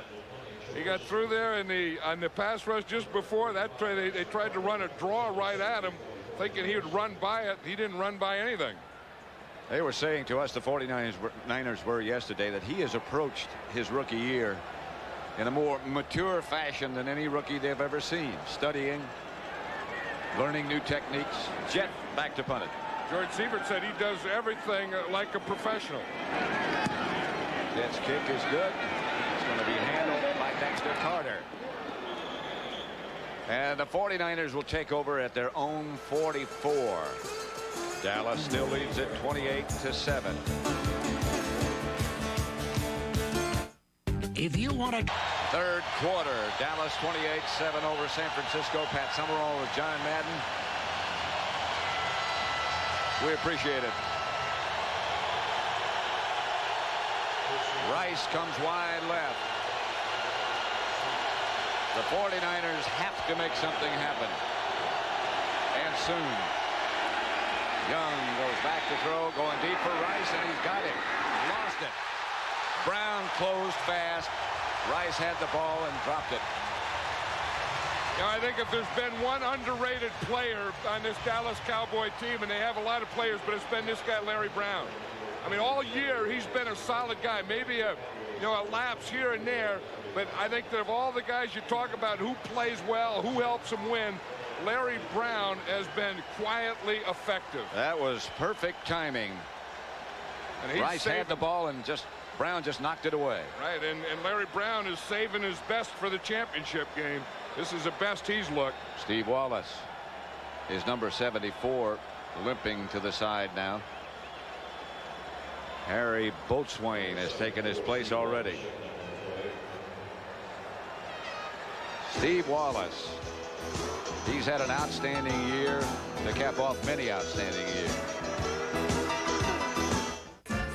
Classic television. Hogan's Hero. Steve Wallace made it over to the sideline. As we're ready to go 2nd and 10. Boatswain has taken his place. Rice is flanked left. Outside Haley, intended for Rice. Incomplete. He felt him coming. Yep, and he tried to get outside the pass rush. You know, you put in Boatswain, and then you know you're going to get a big pass rush by Charles Haley, so they put a rollout outside of him. You know, Jerry Rice has only caught 3 passes today for 32 yards, and he hasn't made any yards after the catch. You know, I mean, if you look at that, that's his big thing is right here, this yards after the catch, and he hasn't done any today. That's good tackling, too. 3rd and 10.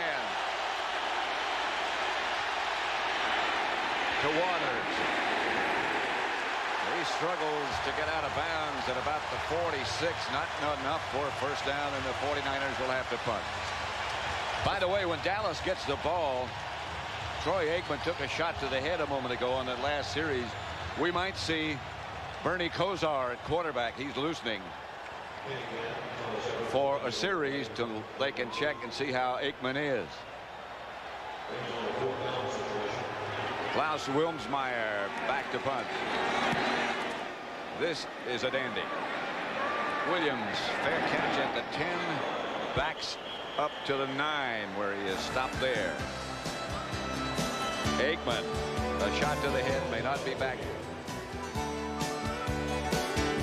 Troy Aikman took a knee to the head, and Bernie Kosar is the Dallas quarterback. You see it's right here. It's Dennis Brown coming in. You see the knee right there. Knee right on his helmet. I always remember the third down play. Dana Stubblefield broke through, flushed Troy Aikman out. They ran up, and Dennis Smith was coming in, and he just took the knee to the head. And Bernie Kosar, who the Cowboys got in the middle of the season, takes Aikman's place. Aikman was just outstanding while he was there. He might be back. They haven't ruled that out yet. 1st and 10.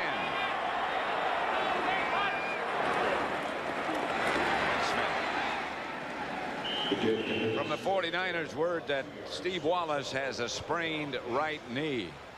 We're not sure about his return to the contest. You know, if you watch, you always talk about 8-man front, but watch Tim McDonald here, Pat. What they do to get the 8th man up, they bring a safety up.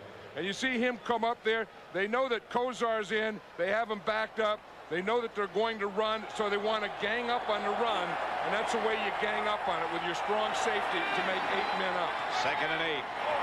Bernie Kosar is the Dallas quarterback. Back to throw it. Kosar under pressure. Tries to scramble. That is not his strong point. Oh, and the 49ers know that, and even though Troy Aikman is not a big scrambler, Troy Aikman did have a couple of big runs in that first half, kind of calmed him down a little. Now with Bernie Kosar, they know that he can't move at all, so he's going to be a sitting target, and they're just going to rush that point. 3rd and 8. Aikman just called the trainer over a moment ago and said, I need your help. I'm dizzy. Yeah, whether he'll be back or not, I don't know. He took the oxygen, and then he went away from the oxygen and said he thought he was okay. You see him with smelling salts there, and he's still recovering from that Dennis Brown knee to the helmet. 3rd and 8. Kosar back to throw it. Pass is incomplete. Intended for Kevin Williams. Flag on the play. I'll tell you, Eric Williams again just finished off a pass rush. At the end of that play, some guy just came flying off of Eric Williams. That happens quite often. But the body just went, I mean, a red-shirted body just went boom in the air off of Eric Williams. Jerry Markbright. Maybe one of the officials saw that and thought that was a penalty of some sort. There was a flag down. Personal foul, unnecessary roughness, late hit after the incompletion on number 79, offense. Half the distance to the goal, and the down counts. A continuing action foul. 4th down. That's what I saw, Pat. That was Eric Williams, and there was a body flying off of him, and they said it was late. It's a personal foul, so they'll move it backward, and John Jett standing back close to the end zone. Now Emmitt Smith went off on the previous play, holding his arm. Yeah, it happened on that blocking play. You know, he hurt his shoulder again last week on a blocking play, and I think he hurt it there on a blocking play. Jett takes the snap back on the end line. Good kick. But Dexter Carter will field it in good shape. Across the 50. One good block. And Carter gets down to about the 43. Knocked out of bounds by Woodson. Carter and Woodson don't have too many compliments for each other. Darren Woodson is one of those guys who was a linebacker in college, and he's playing safety now and a special teams guy, but he kept that linebacker mentality with him, Pat. And this guy is all over the field. I mean, look, he's 6'1", 215 pounds, and kind of too small to be a linebacker. But I'll tell you, he is one big, hard-hitting, aggressive safety. 1st and 10, San Francisco at the Dallas 44. Again, a situation where they have to make something happen. Outside to Brent Jones. 1st down, San Francisco. Report from the Dallas Cowboys bench is that Emmitt Smith says he's okay. Just numbed it a bit. Well, again, I think that was going to be the thing. Not could he start the game, not could he play, but how long he could play. And You see Troy Aikman is still trying to get that smelling salts to work, and usually when you can smell that long on it and it doesn't make your head jerk back, it's not working. That was the first catch, by the way, by Brent Jones. First down, San Francisco at the 31. Young to throw it again. Gets it out to Ricky Waters. Waters got one block. Gets across the 25-24. Leon Lett finally made the stop. Ricky Waters needs some of that emotion that he had last week against the Giants. You're not going to have that kind of game where you score 5 touchdowns in playoffs, but he's not as pumped up now. I mean, I think that you need emotion not only when you're ahead by 20 points, but sometimes when you're behind by 21 points is when you really need it. I mean, if you're going to pump yourself up and all your other guys up, now is when you need it. Steve Wallace back at the left offensive tackle for the 49ers. Cowboys show a blitz. This is Waters. Waters breaks one tackle. First down, 49ers at about the 17. Dixon Edwards knocked him out of bounds. And Dixon Edwards was the guy who blitzed. And he really hustled on that play. He started to blitz on the left side. You'll see Dixon Edwards right there. He's going to start up here. And then he misses a tackle right there. And then he just turns and changes and runs all the way. Now watch 58. He's going to be the guy coming in there that eventually makes it.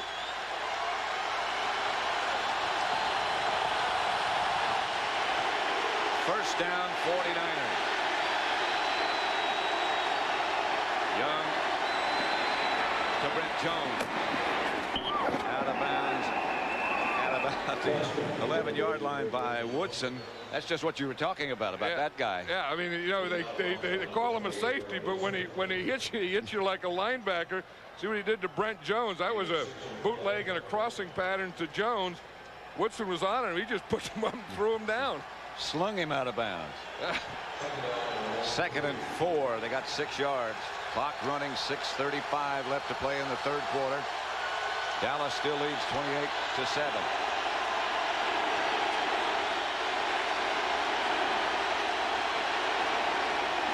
Waters. That's the first down inside the 5. Stopped by Darren Smith. Waters got down to about the 2 or 3. And now he's starting to show that life.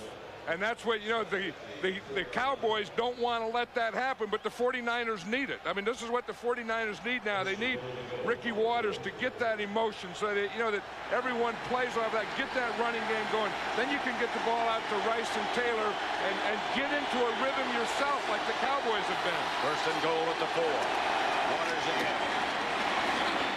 Touchdown, San Francisco. They had to make something happen, and they did. Well, they needed emotion. They needed a lift. They needed some life. He was the guy that gave him to it last week in a big way, and he gave it to him on this drive. George Seifert has to be feeling a little bit better.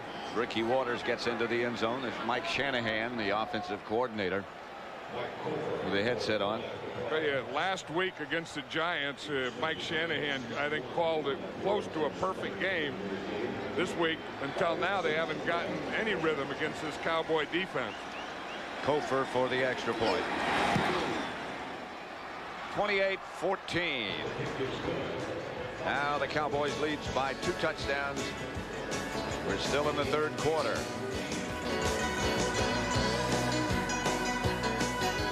Stadium in Irving, Texas, the NFC Championship contest. Cowboys and 49ers, there have been some big comebacks in postseason play. Who'll ever forget last year, Buffalo and Houston. 28-14, the Cowboys led 28-7 at the halftime. Aikman is headed for the locker room. So we'll see Bernie Kosar again at quarterback. Kevin Williams to return it. He is hit and hit hard by the 49ers, Larry Kelm. Here comes Troy Aikman into the tunnel and back to the locker room. You know, I think any time you get any player injured that has anything to do with the head or neck, you want to take every precaution.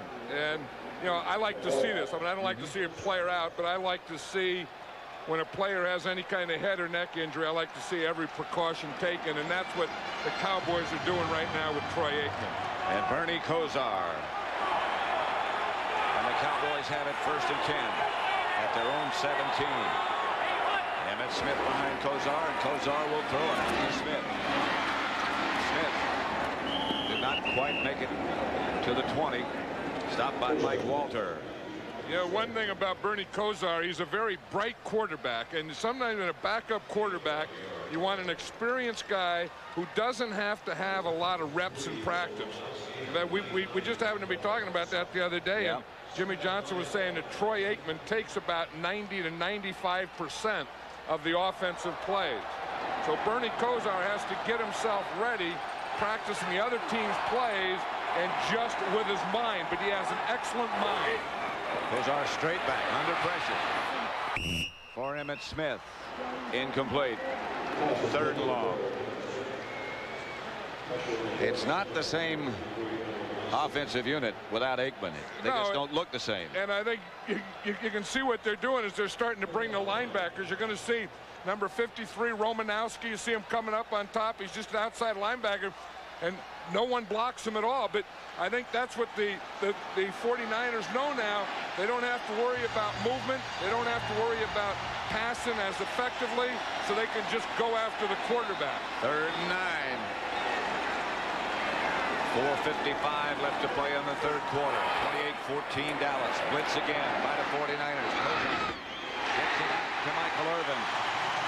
He makes a typical Irvin catch and a 1st down Dallas.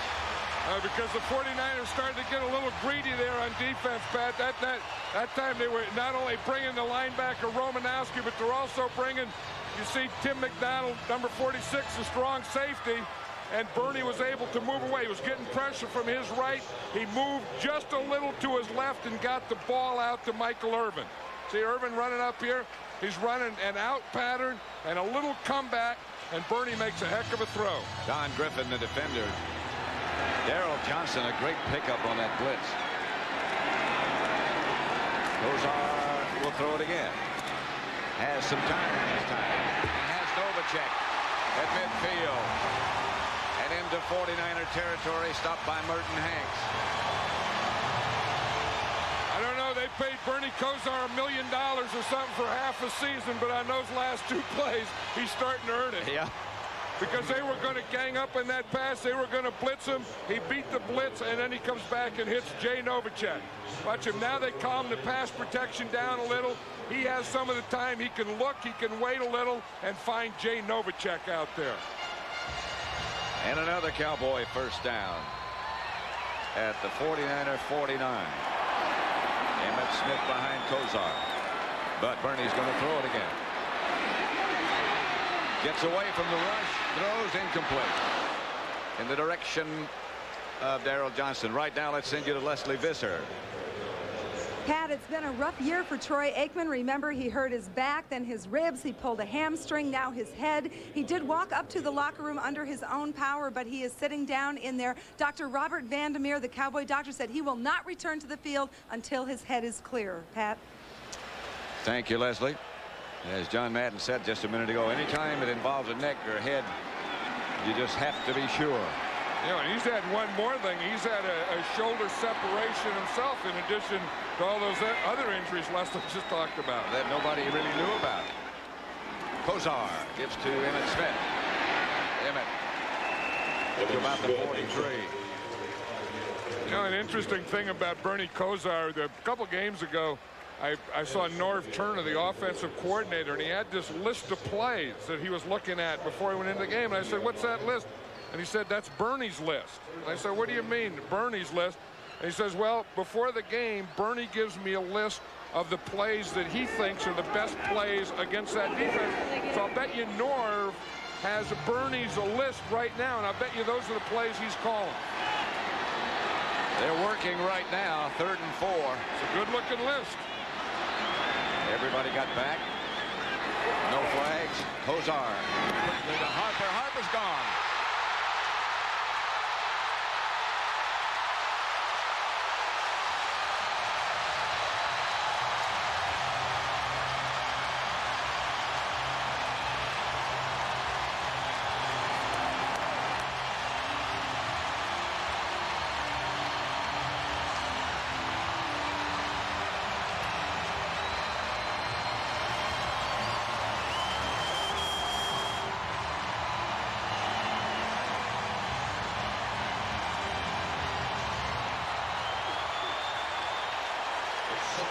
49ers blitzed again. Yep, and again, Eric Davis went for the interception. He tried to jump in front of Harper. It was just like the championship game a year ago. Eric Davis tried to jump in front of it. Harper made the catch. And again, a heck of a throw by Bernie Kosar. About 3 or 4 heck of a throws on this drive by Bernie Kosar. Again. He's looking at Harper all the way. Eric Davis tried to jump it. That wasn't a great effort by Eric Davis. Merton Hanks, he overruns it, takes a bad angle, and Alvin Harper gets a touchdown. I believe that's Dana Hall who's down, the injured 49er. You know, the big play, the 49ers were trying to blitz him, especially when they had him backed up. When Bernie hit that play against the blitz to Michael Irvin, I think that got it back.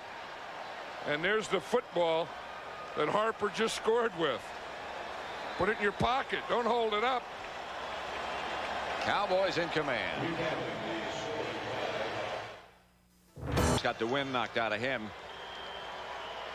And that's what you do with the ball. If it's a championship game,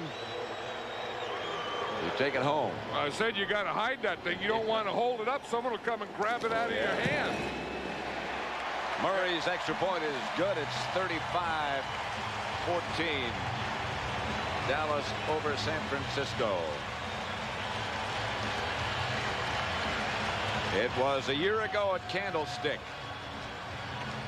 And what you're going to see that same thing. You're going to see that slant, and you're going to see Eric Davis go for the interception. You're going to see Dana Hall take a bad angle, and you're going to see a long run by Alvin Harper. And this is today. Now watch him try and jump that thing. See, it's not bad if he jumped it had Merton Hanks stayed behind it, but they both tried to jump in front of it.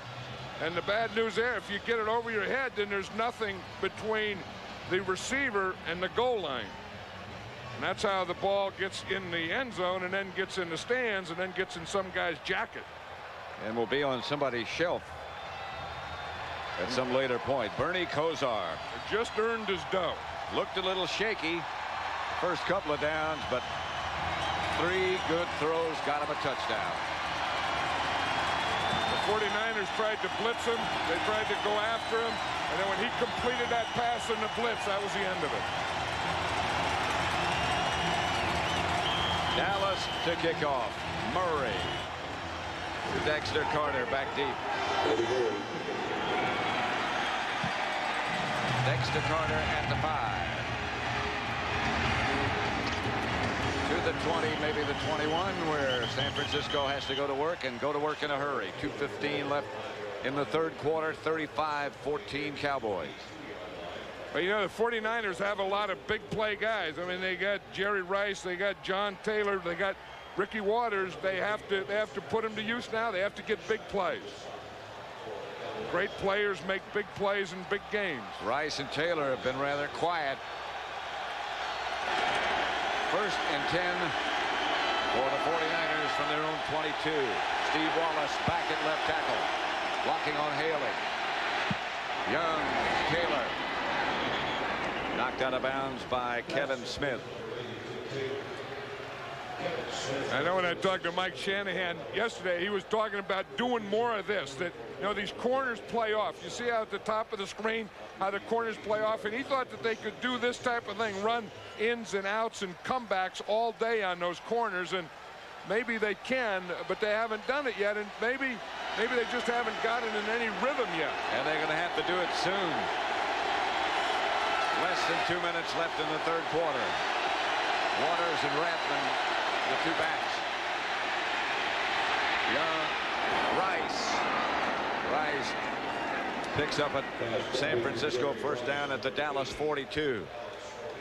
The one thing that Jerry Rice could do so well is catch the ball, and after he catches it, make people miss. But he's not doing that today. See, he gets bumped, and then he bumps back. You see, he gets that little push before he makes that in route. But usually he breaks tackles there. But this defense of the Cowboys was really tackling well against his receivers. And there were 3 of them there on that last stop. Young to Rathman. close to the 35 of Dallas. Dixon Edwards made the stop. A minute left to play in the third quarter. And I think there has to be a point here where the 49er offense, where urgency has to take over. I think they have to speed up their play. They know they can move the ball, but they're going to have to speed up play now. 45 seconds left in the third quarter, now less than that. Second down, about 4. Young. Sacked from behind, didn't see him coming. It was Tony Tolbert.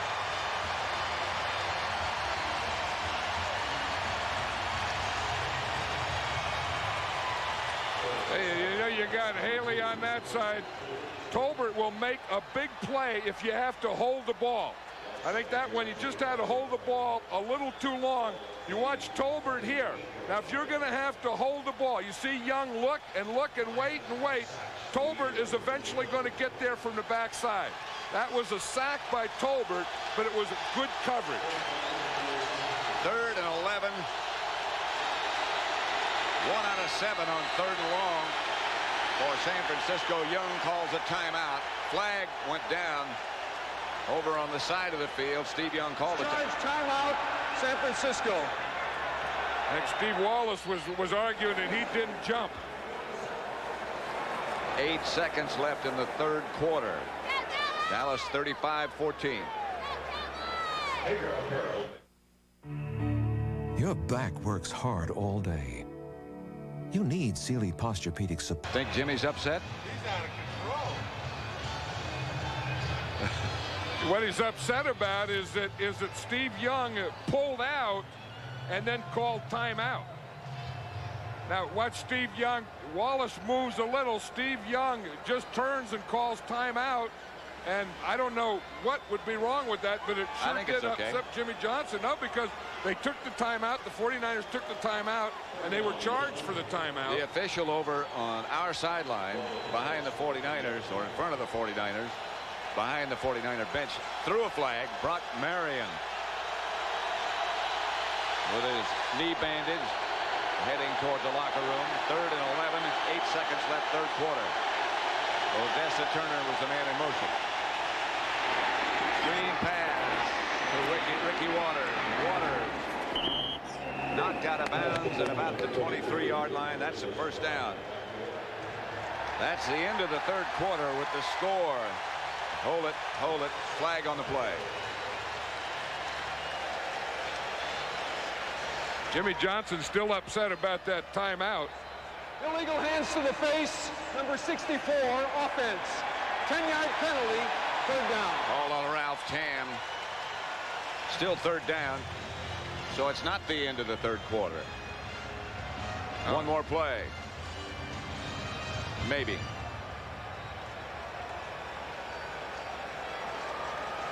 That's the end of the quarter. That's the end of the third quarter with the score. Dallas 35, San Francisco 14. Our coverage will continue after this message from your local station. You're watching the NFL on CBS. Texas Stadium in Irving, Texas. Pat Summerall with John Madden.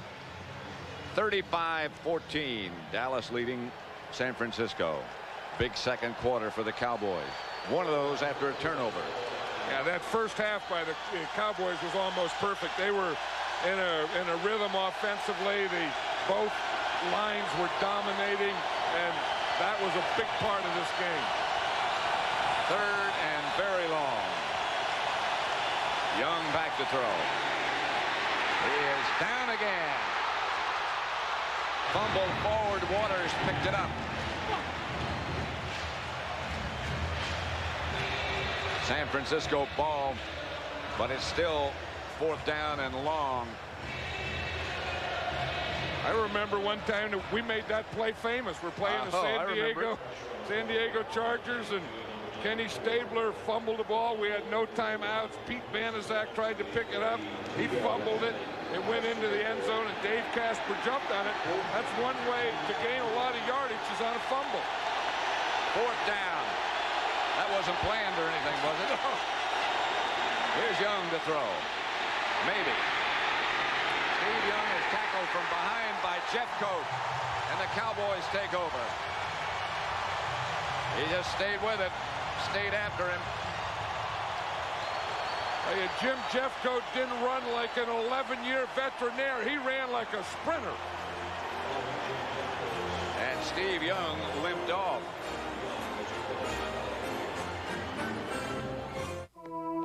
Is sponsored by Budweiser. Troy Aikman was knocked out of the game. Hasn't returned. Bernie Kosar is the Cowboy quarterback. Harper, 4 receptions, 78 yards, 1 touchdown. And let's see that last rush on Steve Young. Well, you're going to see up on top Jim Jeffcoat. See him just throw Steve Wallace to the ground, and then watch him take off here. See, Steve Young is trying to run, and Jim Jeffcoat catches him behind with a little burst to turn on the burners. Bernie Kosar, the Dallas quarterback. That familiar stance of his with 1 foot way behind the other. This is Emmitt Smith. Smith for about 7. Emmitt Smith has been effective. And I think if you look by quarter, you see that he rushed for 24 and caught for 50 in the first quarter, then 36 and 34. So most of his work was in that first half, but that's when the Cowboys got their big lead, too. That was that dominating first half. They led 28-7. And that shows how important Emmitt Smith is to this team. I think that it's him, and because of him, that a lot of other things work. 2nd and 3. Dahlberg was the man in motion, but the handoff is to Emmitt Smith. First down, Cowboys. Across midfield. Bernie Kosar is the Dallas quarterback because Troy Aikman was kicked in the head earlier. Was woozy on the sideline. They took him to the locker room. He's still there. And Kosar has taken over. Thrown the touchdown pass to Harper. And I think you like that. You know, I mean, to have a veteran quarterback that is a bright guy that has been in big games, I think Bernie Kosar is probably the perfect guy for this situation. Darrell Johnston hit after he got a couple. Dennis Brown.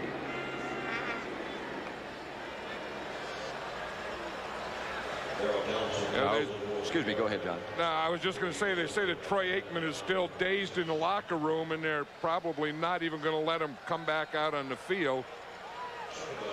I think that these guys, as defensive linemen, you see Charles Haley there, number 94, big Leon Lett next to him. We talk about the offensive line dominating. These guys dominated the 49ers, especially in that first half. Bernie Kosar puts Darrell Johnston in motion and goes back to throw it.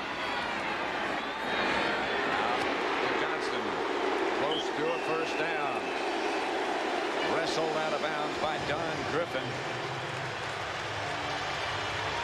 Let's watch big Nate Newton here, Pat. Sometimes, you know, this is where it all starts. You can have the quarterbacks and stuff, but you have to have these guys. You have to have these big guys that just take their load and put it against your load. Just lay on there, get that hand in there. You see Nate working him. He's working the hands, he's working the feet, and then just boom, he just gives him a little push to the thing.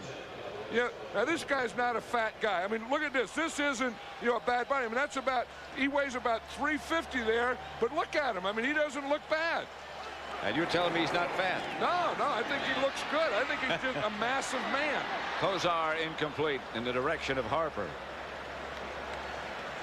Let's go back and have another look now. Well, we could show you pictures of the guy in their uniform or in their shorts. But look, I mean, he really is. I mean, he has big legs, big muscles, big arms, big chest, and you know, and you always think he's just a big old fat guy, but he can really move. I mean, he really is. He can move. You're right. Look at these guys. I mean, they're here, they're laughing at him and everything. But you got to give me, he could weigh less, and it would be okay. What, weigh less than he does now? Yeah. No, yeah. If you're Nate, you have to have some combinations hanging up there. He's got them. But that's what gives you the bulk to knock guys back. Emmitt Smith to about the 35. Stopped by Merton Hanks. Look at Nate. He'll do a little coaching. He's working there with John Giesecke. You know, with Stepnoski out, Mark Stepnoski, their center. You have to, you know, work with a different center, and that's been different for those guards. Two good-sized guys on the right side of that offensive line, too. Gogan and Eric Williams. Yeah, they're both like 6'6", 6'7". Gogan's 6'7", 330 pounds. I mean, that's a load. That's a load the whole thing. I mean, that's just the right side. That's a big old load. 3rd and 6. Kozar, timeout. He wasn't quite sure. Dallas leads 35-14, 10:39 remaining in this championship game. Encourage you to just do it.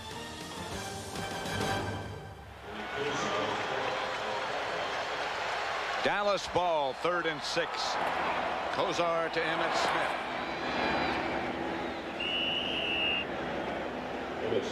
Nobody finds con men better than 60 minutes. And the one Ed Bradley found this week could be on the All-Star team. 60 minutes tonight, followed by Murder, she wrote.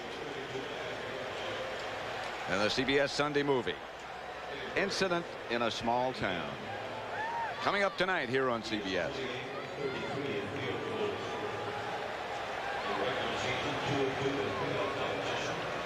Eddie Murray from 50 yards away. Novacek holding. Gonna get there. Murray is good. And the Cowboys lead 38-14. What an addition he has been, Eddie Murray. Into tiny little bits. Oh, I'm telling you, it's horseshoes and hand grenades, man. Horseshoes and hand grenades. The players, they know about the playoffs. They know. But you people don't. You people think it's a game. Marbles is a game. 9 million? Nobody finds con men better than 60 Minutes. And the one Ed Bradley found this week could be on the All-Star team. 60 Minutes tonight. 38-14 Cowboys. The winner to play Buffalo. And the Dallas kickoff coverage team, they have strange ways of preparing to run down under the kickoff. Well, you know what he did? He was ready to turn and run, and then the ball fell off the tee, so then he had some more time to dance. Murray's kick sails to Logan at about the 5. Logan to the 25. Stopped by Dave Thomas. Flag on the play. Going to be against the 49ers.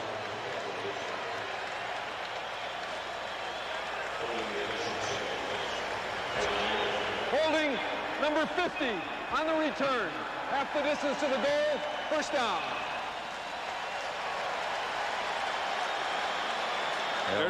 There's a holding, Pat, right there in the middle. Chris Dahlman. Right. Takes them all the way back to the 6-yard line. Here comes Steve Young back into the contest. Remember, he limped off last time, but he's back. Russell, Maryland, Casillas, Tolbert, and Haley. The rush unit. Young to Brent Jones. Wrapped up by Ken Norton after he gets out to about the 12. Now the 49ers going with no huddle. Yeah, I think 38-14. I would doubt if they get in a huddle the rest of this game, because if urgency hasn't set in yet, it has to be in by now. Ball batted away at the line of scrimmage as Young tried to throw to his left. Second one he's had batted down.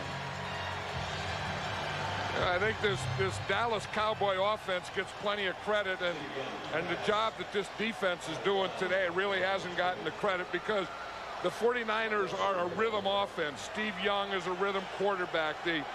Jerry Rice, the John Taylor, the Brent Jones, and the defense has just kept them off stride all day. Russell Maryland was the man who knocked that ball down. Young to throw it to Waters. Enough for a first down. And Young again, no huddle, just yelling instructions to his receivers. In the other area, this Cowboys secondary has played very well, not only in coverage, but in tackling in the open field. Young to throw. Going deep for Taylor, overthrown. Taylor wrapped up by Kevin Smith. Just couldn't break it. They haven't been able to break anything. That's one thing they wanted to do, or thought they could do, had to do, was go to those wide receivers. I think, and they probably had that in mind. I think early the defensive line threw them off, and then I think after that, I think the coverage has taken care of that. Then the Cowboys got ahead, and the 49ers just couldn't do anything. 2nd and 10.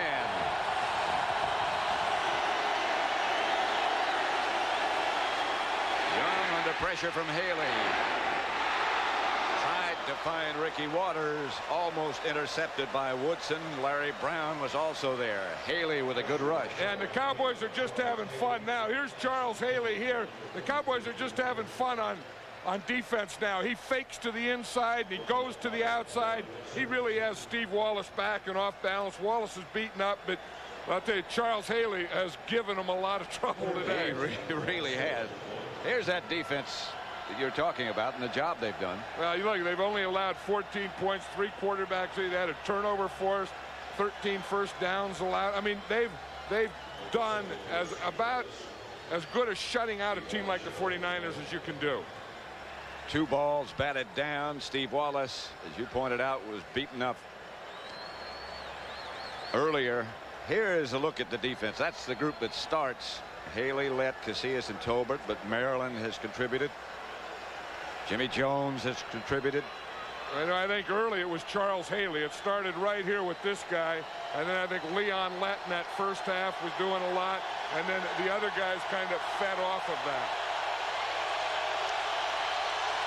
Haley, of course, for years with the 49ers, traded here last year. Here's Young back to throw on 3rd down. To Taylor, to Odessa Turner, beg your pardon. And again, no huddle. Steve Wallace. Hey, Steve Wallace is a real warrior, though. I mean, He really is. He's a tough guy. He's a good tackle. He's a Pro Bowl type player. Young fumbled the snap from center. Drops on it at about the 25. And again, the Cowboys send in fresh troops to rush. Steve Young with no huddle. Yeah, that's the thing that they can do. I mean, that snap, he just didn't get that snap ever. It's just kicked around, and those are things that happen in the 4th quarter when you're down 38-14. 2nd and 17, Maryland. And Jeffcoat was close by. Yeah, I saw Russell Maryland the other day in practice, and he was in fact, we were in there and we were eating some tamales. And he was saying, he said, I'm starting to feel pretty good. And then the more tamales we'd eat, he said, I'm going to be okay. And then about the 3rd or 4th tamale, he says, I think I can have a big game on Sunday. So if you have a bad ankle? Yeah, eat tamales. Casillas brought him in. All the guys on the line were around there eating tamales. And they were good. I was in there eating them with them. Here's Young to throw it. Now he's chased out of the pocket again and comes out. Down after he gets far enough to get back to the 1st down marker. Not enough for the 1st down, but a flag on the play. Late hit. I think that's what they're going to say, but again, if he goes head first. Personal foul, unnecessary roughness on number 24. Late hit on the quarterback. 15 yards, automatic 1st down. See, once he runs and he goes head first, you can still hit him. But I don't know. I mean, there they must have just called him hitting to the head or something, because if he gives up and slides and goes feet first, then you can't touch him.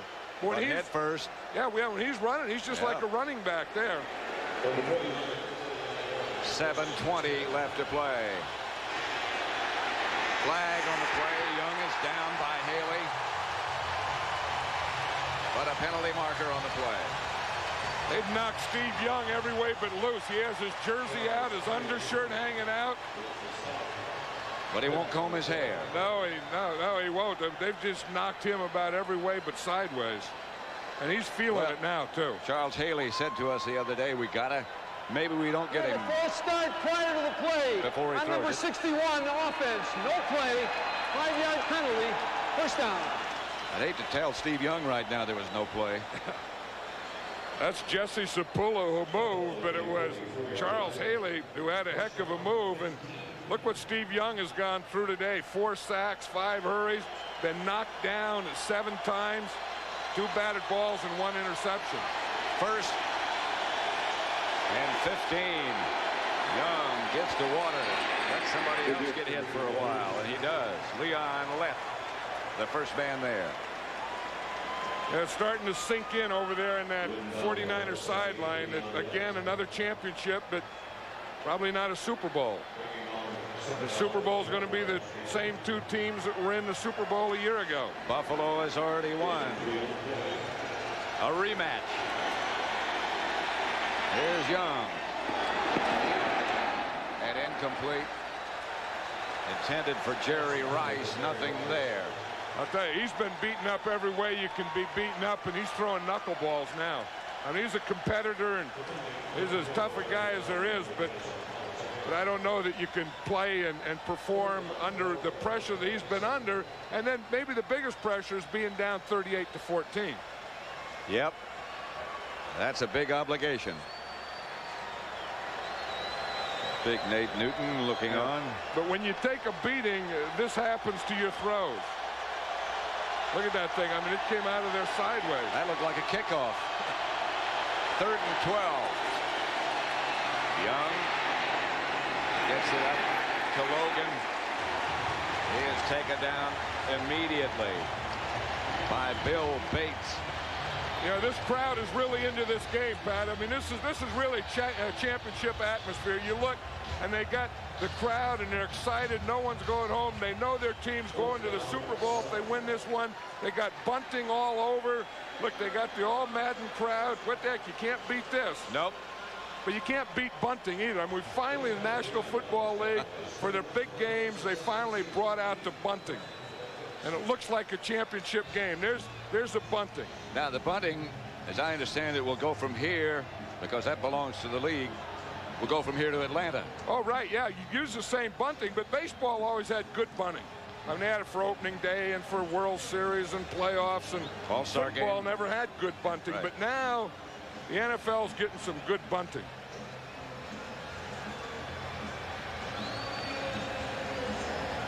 Well, CBS means, that doesn't mean come back soon. You know, 13 seasons, 226 games. 58 Cowboy games? 58 Cowboy games. Well, that's just a pretty good indication of how good they've been over the years. You know, and you think of all those great games that we've had, not only with the Cowboys, but the Giants, the Redskins. Look out for the Moose. Yep, the Chicago Bears turned the Moose loose. Turned Charles Haley loose today. Emmett Smith's got his shoulder pads off. And he has that right shoulder taped, too. Did you see that? Yep. 4th down. Young gets it out to John Taylor. That'll quiet down this crowd for just a moment.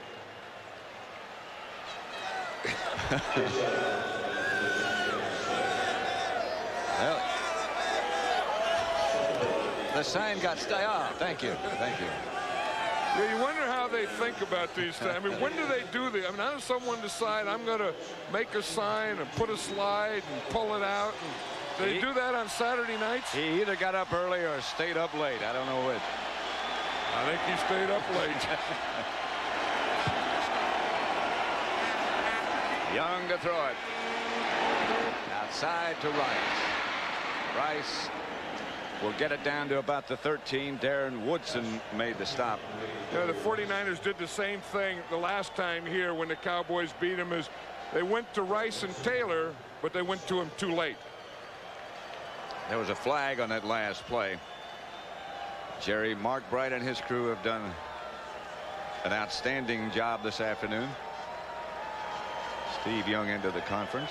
Today's game was produced by Bob Stinner. And you know you're in good hands when Bob's producing. Directed by Sandy Grossman. Thank you, Sandy. Coordinating producer of the NFL Today is Eric Mann. Directed by Larry Cavallina. The opening tease was produced by Michael Frank. Associate directors Rich Nelson, Jim Rickoff, Ben DeVito, Steve Milton, Marcy Kempner, David Blatt, Joan Pappin, and Andy Goldberg.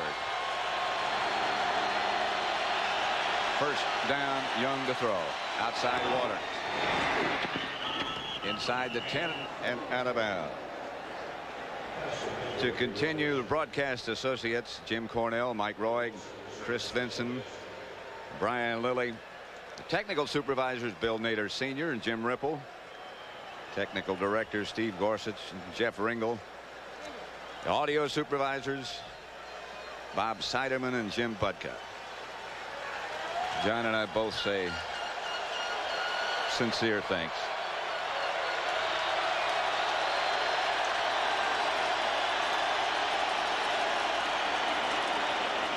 Flag on the play. They'll stop this one before it gets any further.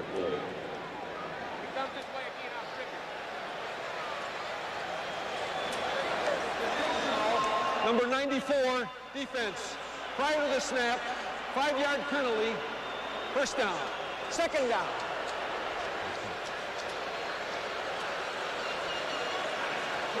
Richie Zients and Artie Kempner have helped us today immeasurably. George Rothweiler, thank you. And Red Eye was back. Would that be Chuck Milton That the would third? be Charles H. Milton the third. And you know things are under control when Red Eye is around. Yep. And things were under control. And if you're going to be a fan, you got to get started young and watch that first half and enjoy it and fall asleep in the second half like that kid did. That's Rathman down to about the half-yard line. Not quite a San Francisco touchdown. 4.5 minutes left to play. 38-14 Dallas. Can't beat Davy Finch. He gets all the good shots.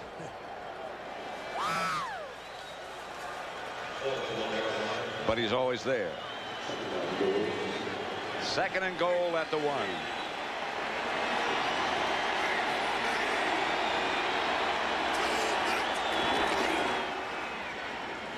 Touchdown, San Francisco. Well, they had to have a quarterback sneak then back because they didn't have anyone left in the backfield. If you look, they start here. Here goes their last guy in motion. When he gets out there, there's no one to hand it to. So boom, he just better take it himself. Steve Young does. One of the few quarterbacks in the league that kind of likes to lead with his head. He gets him into the end zone. 4 minutes, 6 seconds left to play. And Dallas leading now 38-20. Kofor will try the extra point with Steve Bono holding.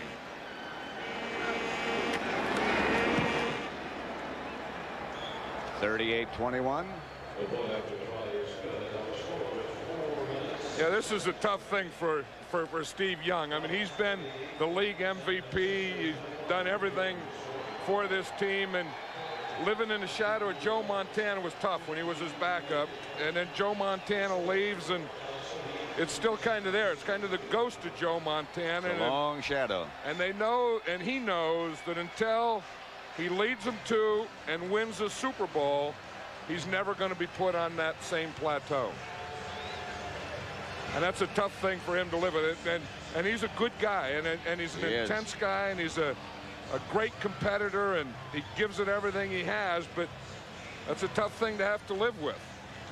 Well, the Cowboy defensive unit just took it away from him today. They did, and it started with that offensive line and that defensive line. Jimmy Johnson said during the week or the other day that we're going to kick their butts and we're going to do it in the fourth quarter. Well, he started a little earlier than the fourth quarter. They did it in the first half. And and this guy makes it all possible. I mean, if there's an MVP, it's that guy right there. That is Troy Aikman. who was just departing in the ambulance or medical vehicle. Well, we sure wish him the best. Oh, yeah. You talk about great competitors and players and guys that have everything going. Troy Aikman's the guy. We got a little onside kick action going here. A fake onside kick. And Hofer stopped. Now they shift to the left side. Now he'll kick it over in that direction and hope. Novacek is in the right place at the right time. There's Troy Aikman. Yeah, he's in an ambulance there, and there. What's he got, a number on the side of his head? On his hat? Yeah, I don't know what that is. It's just the tags of the hat. He already has the Super Bowl hat. You know, that'll be in the post-game ceremony. They're going to have those hats on, but I'm sure, again, it's a precaution. You take them off the field, and you take them in the locker room, then you take them to the hospital. And here's the play. Again, we're going to see Dana Stubblefield come up.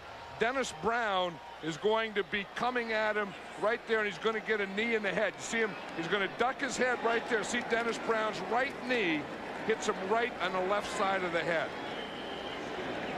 And Aikman left at that point, and Bernie Kosar came in at quarterback. As John said,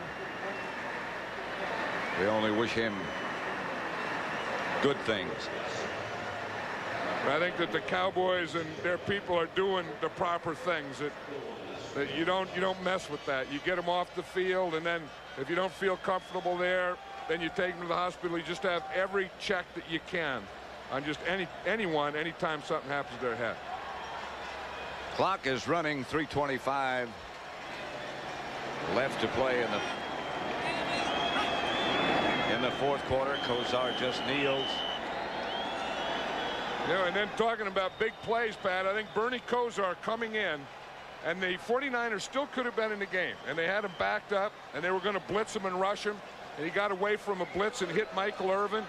I think of all the plays that year, that could be one of the Cowboys' biggest.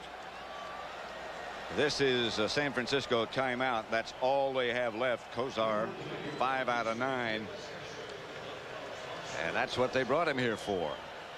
And he probably won't be here next year.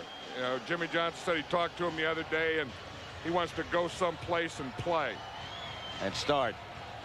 Alvin Harper, again, he came up with a big play. Same type of thing. He's laughing about those guys trying to jump in front of those slants. The technical crew, the guys who support us, our thanks to them for a tremendous job. To Carl Slicksbeer, who stands next to me, tells me what happened. Harris Barton there saying hello. Rich Nelson, George Graffio. Always feel good when they're in the booth with you.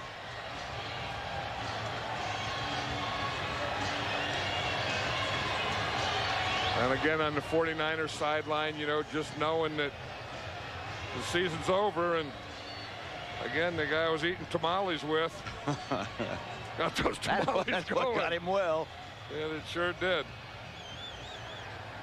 Aikman, the talk will be, you know, how will he be for next week?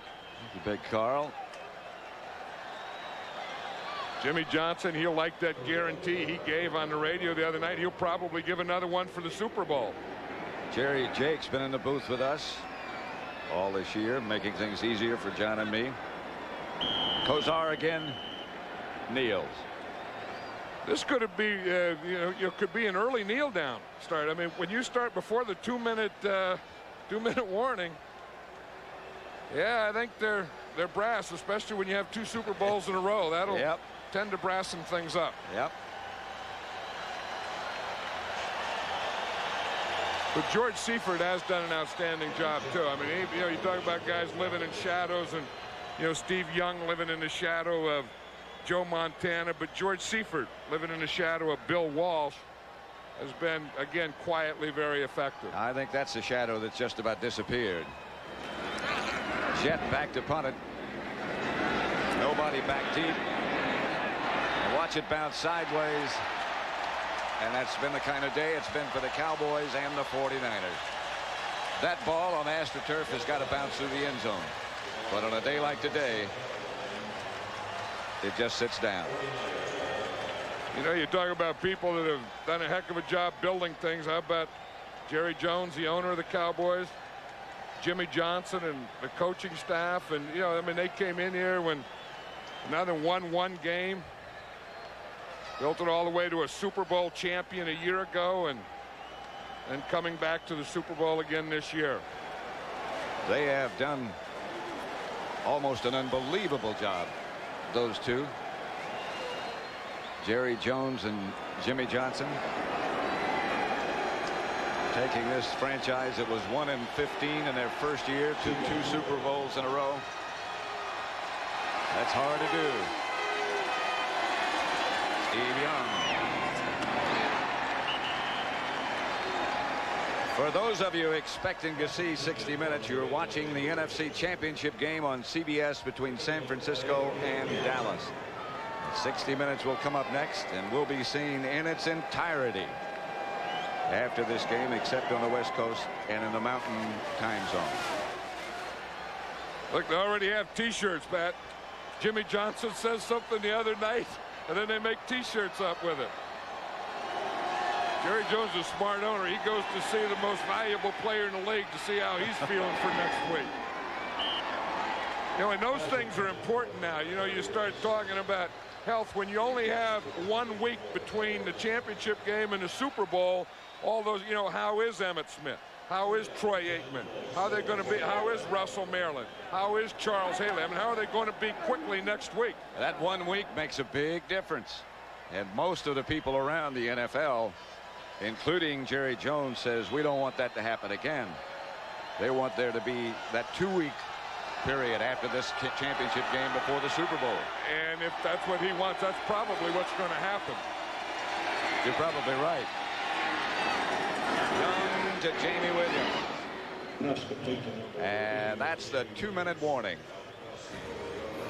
2 minutes left to play in the NFC Championship game. It's Dallas 38, San Francisco 21.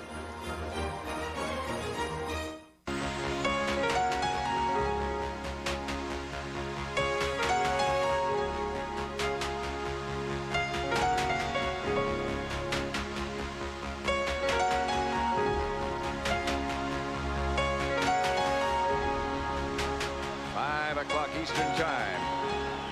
The 10th anniversary All Madden team. That's like us working together. It doesn't seem like that's been 10 years. And that thing was lit. Rice. I think it was lit in Athens. Athens, North Dakota, I think, is where that thing started. No. Greece, isn't it? Okay. No, the other one is in Greece. We started ours in Athens, North Dakota, and went up to Alaska.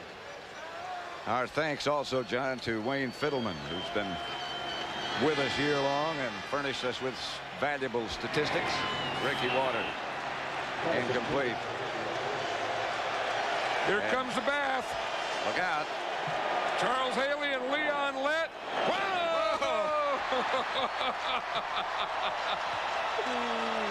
You know, if there's one guy that would lead it would be Charles Haley. Yeah. Did not even mess up the part. No, the hair didn't even move. Yeah, look at it. It gave a little bit, but it snapped right back. That's the only thing that stopped him coaching for a moment. Right. You see that? But the whole crowd was into it. The fans saw the whole thing coming. Steve Young still firing for Rice. Incomplete. You ever wonder what one of these things looked like in slow motion? That's the effect of slow motion. I'll tell you, if you're going to do it, it takes 2 big defensive linemen to do it, and they did it well. And it came off that hair like water off a duck.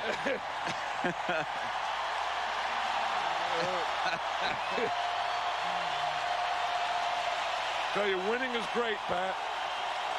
Well, as Dan Reeves of the Giants said to us earlier, there is no high like a Sunday afternoon and a victory. Up, and you're going to the Super Bowl, and doesn't get any better than that. Jamie Williams will get a 49er first down. The Cowboys try to rip it loose, but they're going to say he was down, and he was. But the clock doesn't stop. 1 minute. 1 minute left.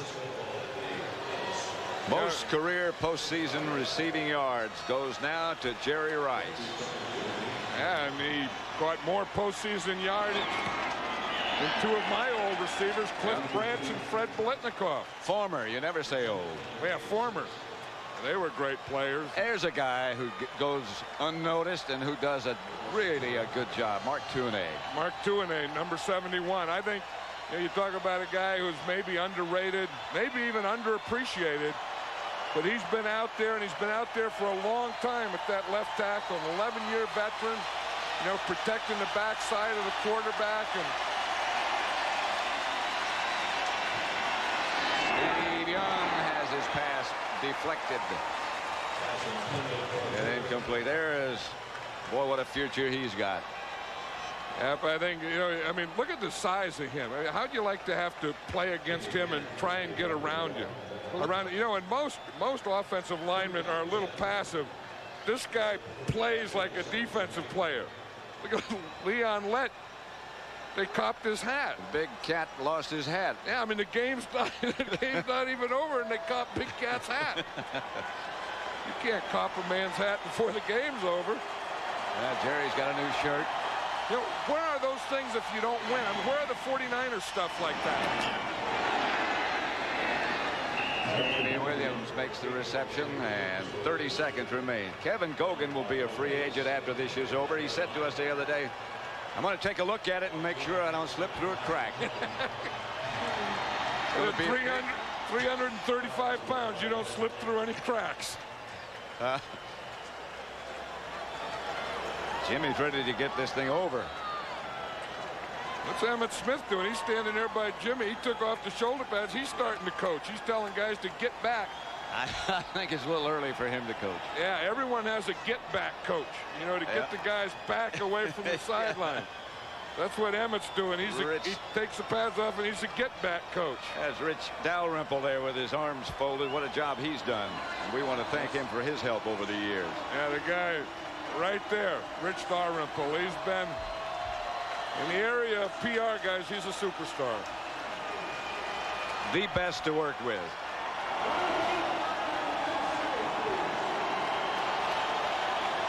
A lot of smiles on that side. Well, going to the Super Bowl will put smiles on your face. Like, you know, you can talk about money and what football is, but it's winning a Super Bowl and having that ring, because that ring stays with you the rest of your life.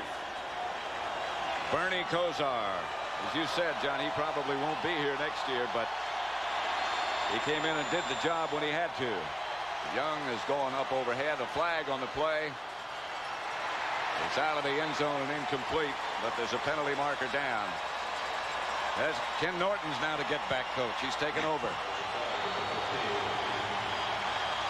I think the get-back coaches want the game to get over so they can get in the locker room and start getting ready for next week.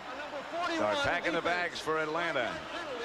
Automatic first down. Automatic first down. 3 seconds left. Dallas 38-21. Ken Norton's on the field himself. The get-back coach can't even get on the sideline. I think the officials give up in this area of the game and say, let him celebrate. This is a championship. This is a championship. This is winning. This is going to Super Bowls. This is the best feeling you can ever have. Down out of the stands onto the sideline. And it is indeed a great feeling.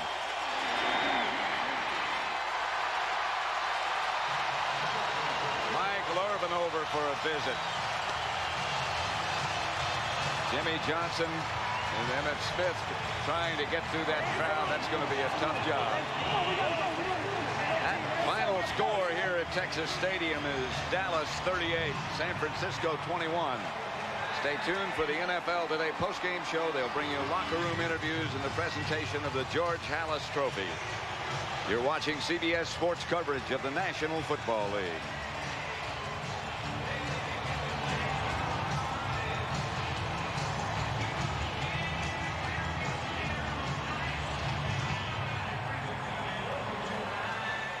Senior year for tough.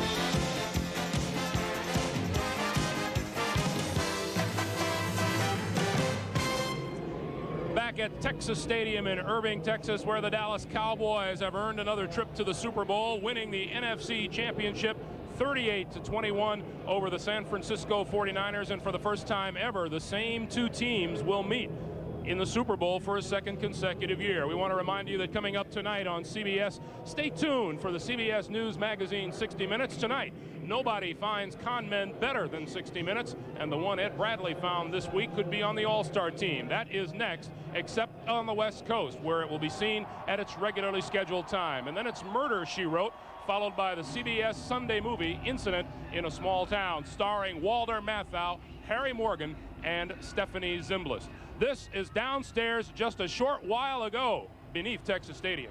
Say one thing. Now, hey, and then Daddy, hold it just a second. Now, I've been doing a lot of talking, but the things that you said, if you're going to talk the talk, you got to walk the walk. Hey, thanks to you guys, y'all did the walking, all right?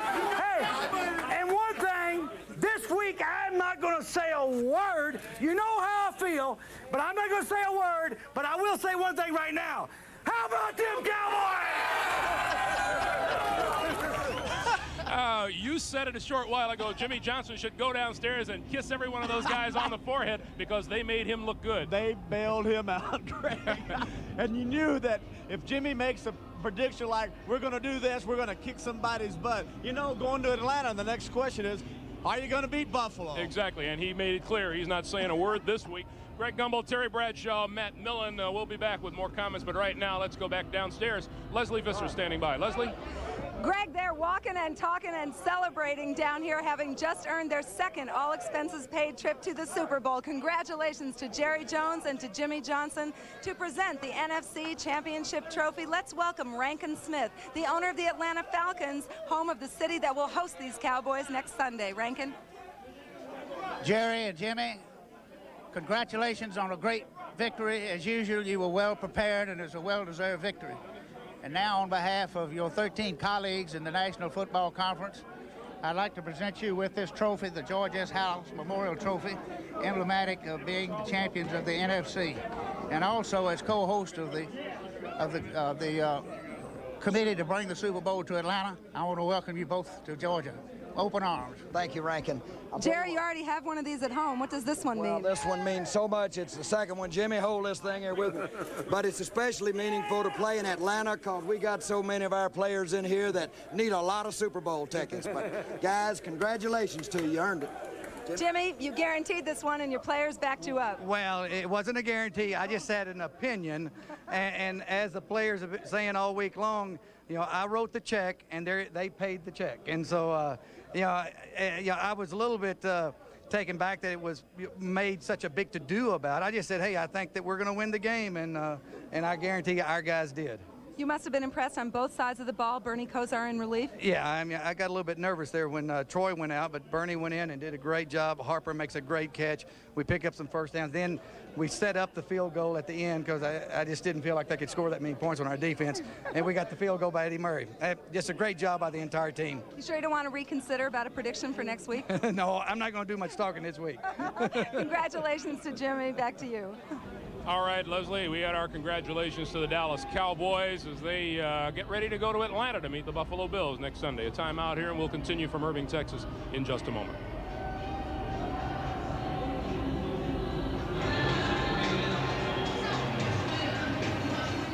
Watch how fast Dristan nasal spray works. What do you smell? Welcome back to Texas Stadium, where the Dallas Cowboys have beaten the San Francisco 49ers 38-21. Remind you that coming up next, except on the West Coast, is this week's edition of 60 Minutes. Let's go back downstairs where Leslie Visser is standing by with a couple of very key members of the Dallas Cowboys. Leslie? Greg, that's true. It's glory days for all the people in this locker room, particularly these two gentlemen, Charles Haley and Emmitt Smith. Charles, first to you, what did it mean to have such a big win against the 49ers, and how did you pressure their offense? Well, it was a big key. Going into this game, you know, we was going against an all-pro offensive line and all-pro offense. Everybody on there was great. So we knew we had to come up and step up and play a great game, and we did, and we frustrated them, and that was the key to the game. You called it, you said this would be your Super Bowl, but are you glad to be going back to another Super Bowl? Well, like I said, this is my Super Bowl. The next game we play just to be a regular game for me, because this game means more to me than anything else, just playing my ex-teammates and winning them and beating them again and going to the Super Bowl again. This is more rewarding than playing in the Super Bowl. We did a tremendous job on Steve Young. On the offensive side of the ball, you think you carry a ball all day. You don't want to hold this. What does this mean to you? This means a lot to me. I mean, considering where we started as a team and where we are right now, I mean, a lot of people didn't believe we could get back here, and we are here now. And to win against the 49ers is just a great experience. Can you talk about in the first drive of the day, you scored a touchdown? Can you talk a little bit about it? Well, basically it was just a regular press play, and I kind of hesitated, and then I got the hold and ran right through. Untouched? Untouched. Did you have any trouble with your shoulder all day? I got hit one time, and it really kind of aggravated a little bit, but after that, everything else was fine. Thank you very much. Congratulations to you both. Back to you, Greg. Thank you. All right, Leslie, so now the Dallas Cowboys move on to face the Buffalo Bills. And incidentally, this game today, the Cowboys and the 49ers each playing a drastically different game than they played 1 week before. But, Matt, look ahead now to next Sunday and what you expect in the Super Bowl rematch. Well, what I don't expect is 9 turnovers, and that's got to help the Buffalo Bills. And I will expect them to come in with more maturity and have more of the offense going into this game like they had today. And I think it's obviously going to be a much better game than it was last year. But I still think going in, it's got to be a Dallas game. Terry? Yeah, you think about those Buffalo Bills, and the first thing, Greg, I think is, what would their psyche be? How are they going to handle going in and being, they've lost 3 in a row. Now they're going back to a 4th, and they've heard the majority of the country has spoken. We don't want the Bills anymore. We want a new representative. We want the Kansas City Chiefs and Joe Montana. So I think they've got to overcome the fact that they've lost 3 and have to learn how to deal with it when they're down in Atlanta. One good thing is Kelly will be healthy for this game, and that really is going to be the key. Funny you mentioned that. We'll take a timeout. When we come back, we will talk live with Jim Kelly from Orchard Park, New York. Whoop, there he is. Whoop, there he is, We'll Greg. also hear from George Seifert, head coach of the San Francisco 49ers. That's still to come on the NFL Today postgame show. Welcome back to Texas Stadium, where the Dallas Cowboys have beaten the San Francisco 49ers 38-21 and earned a trip to the Super Bowl. Coming up next, except on the West Coast, is 60 Minutes. And what are things like on the other side of the stadium? Our Jim Gray found out just a few short moments ago. We're with the 49ers head coach George Seifert. And George, what happened? It seemed like it was total dominance on both sides of the ball by the Cowboys today. No, it was. It certainly was. They played a great football game. They played outstanding on offense, particularly in the first half. They basically exploded on us. And from a defensive standpoint, they kind of followed suit. We had a couple of moments where I thought that we could get things turned around and get some things going our way, and they would seem to come up with a play. I mean, that's the reason they're the world champions, and are going on to the Super Bowl now. They've got a great team. Are they that much better of a team, or did you guys just fail to execute today and have a bad day? Well, I don't know. I mean, I think that they did a heck of a job of executing, and they've got fine football players, and they're well coached, and they did a heck of a job, and they, they're certainly the dominant team right now. George, any bit of a letdown after you destroyed the Giants last week? I don't think so. I don't think that. I certainly didn't sense that. I sensed that in practices and so forth, the team was as focused and worked as hard as any time during the course of the season, and in fact more so. So it wasn't that. It was just a outstanding Dallas Cowboy team, really. You told your team they had a Super Bowl year. What else did you say to them? Well, I really didn't tell them they had a Super Bowl year. I said they had a good season. And basically that's what it was. It was a good season, and, we're disappointed. It's something that will linger for certainly a long time. But, if you're going to compete and you put yourself in this environment, then those types of things can happen. George, congratulations on a fine season. Thank you. It's most gracious of you up here. Congratulations indeed to George Seifert and the San Francisco 49ers. The Dallas Cowboys now move on to Atlanta, where they will meet the AFC champions. Earlier today, the Buffalo Bills knocked off the Kansas City Chiefs in Orchard Park, New York, 30-13. Joining us now from his home in Orchard Park is Buffalo quarterback Jim Kelly, who was 17 of 27 for 160 yards today. Jim, congratulations to you. I know you went into this game thinking that you were better than the Kansas City Chiefs. Did you think you were 17 points better? Well, I don't know if we thought we were that much better, but the whole thing was it came down to at the beginning of the preseason, we knew that during the course of the season, if we just stayed focused through the whole course of the year, we can have an opportunity to get to this point. And I'll tell you what, my hat has to go off to the 5 guys up front. They gave Thurman the holes to be able to move it. They gave me time. We knew that was going to be the key in the playoffs. Yeah, Thurman Thomas, 186 yards and 3 touchdowns today. You're going to hear this song all week about how you've been to the Super Bowl 3 times and you've lost all 3 times, and this is a 4th. You are probably an underappreciated team, and you know that you probably have to win the big one in order to get that real appreciation, right? Well, the real appreciation, maybe to a certain point, but I think everybody realizes what we've accomplished. I mean, at the beginning of the season and the beginning of the playoffs, people were saying, oh, we don't want you back. Now, all of a sudden, people are saying, hey, we're for you. You guys have accomplished so much, not only the 3 Super Bowls, but coming back the 4th time. I mean, playing the schedule we play each and every year to do what we've done is something to be reckoned with. And, you know, we're just going to go down to Atlanta, have some fun. No pressure on us. Nobody expects us to win. So I guess just go down there, have some fun. Whatever happens, happens. We're not going just to show up. We're going to go there and have some fun, hopefully pull out a win. Hey, Jimmy, I think that's about the best thing you could have said. Best answer in the world is go to Atlanta and have some fun. Now, Johnson gave us a prediction this week, and it shocked the football world. Now, do you want to do something like that just for fun? Would you like to, make a prediction here about your Buffalo Bills? Terry, maybe off the record? side a little bit, not in front of everybody, okay? Okay. But no, I'll tell you what, we're you know, the whole thing is, you know, everybody's talking to Dallas Cowboys, and we've heard enough about it too, and they are a great ball club, but the Buffalo Bills are going to show up, and we'll see what happens. I'm excited, to tell you the truth. You should be, Jim. Jim Kelly, thanks very much for taking the time to join us. Congratulations once again. We'll see you in Atlanta. Good luck, Jimmy. My pleasure. Thank you. Thanks, Terry. I'll time out here, and then we'll be back in just a moment. Sure would have been nice. Gadget here. This is called a fetoscope, and it's to listen to a baby's heartbeat when it's still inside. With him.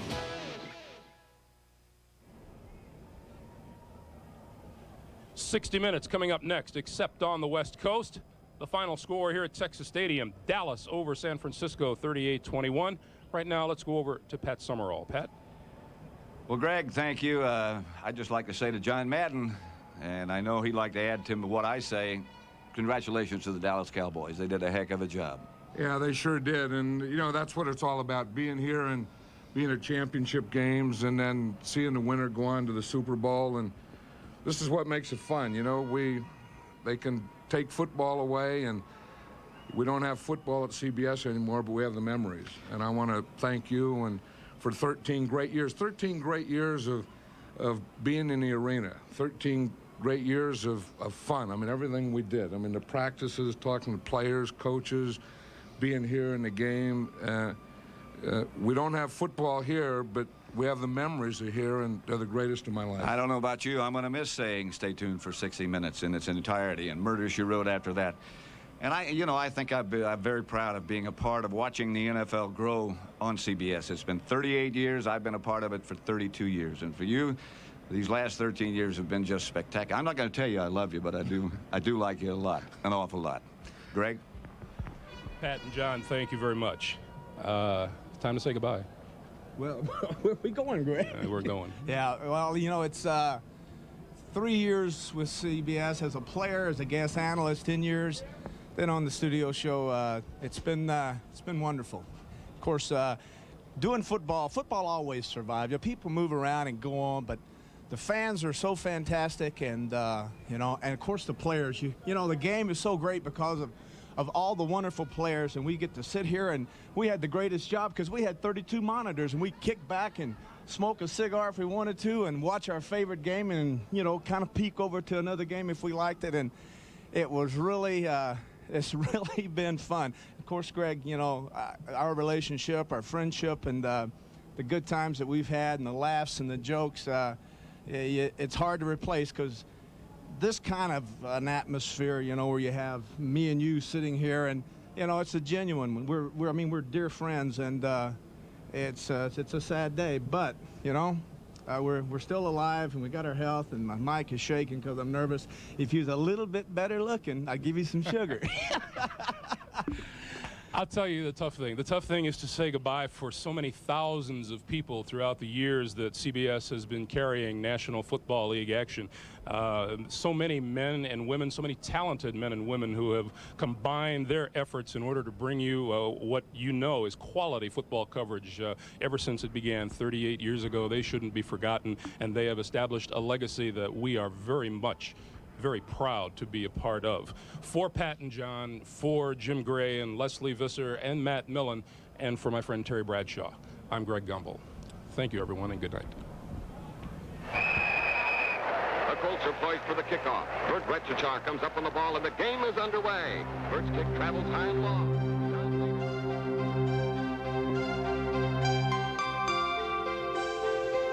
It is indeed cold in Green Bay. Montana throwing in the end zone. You are looking live at Three Rivers Stadium. And John, how would you capture the mood of the teams right now? I'll tell you, the young man from SC is fleet. Hi, everybody. I'm Frank Lieber, along with Roger Staubach. And as I recall, it was 19. With half an hour to go before kickoff, here's a look at who's warming up.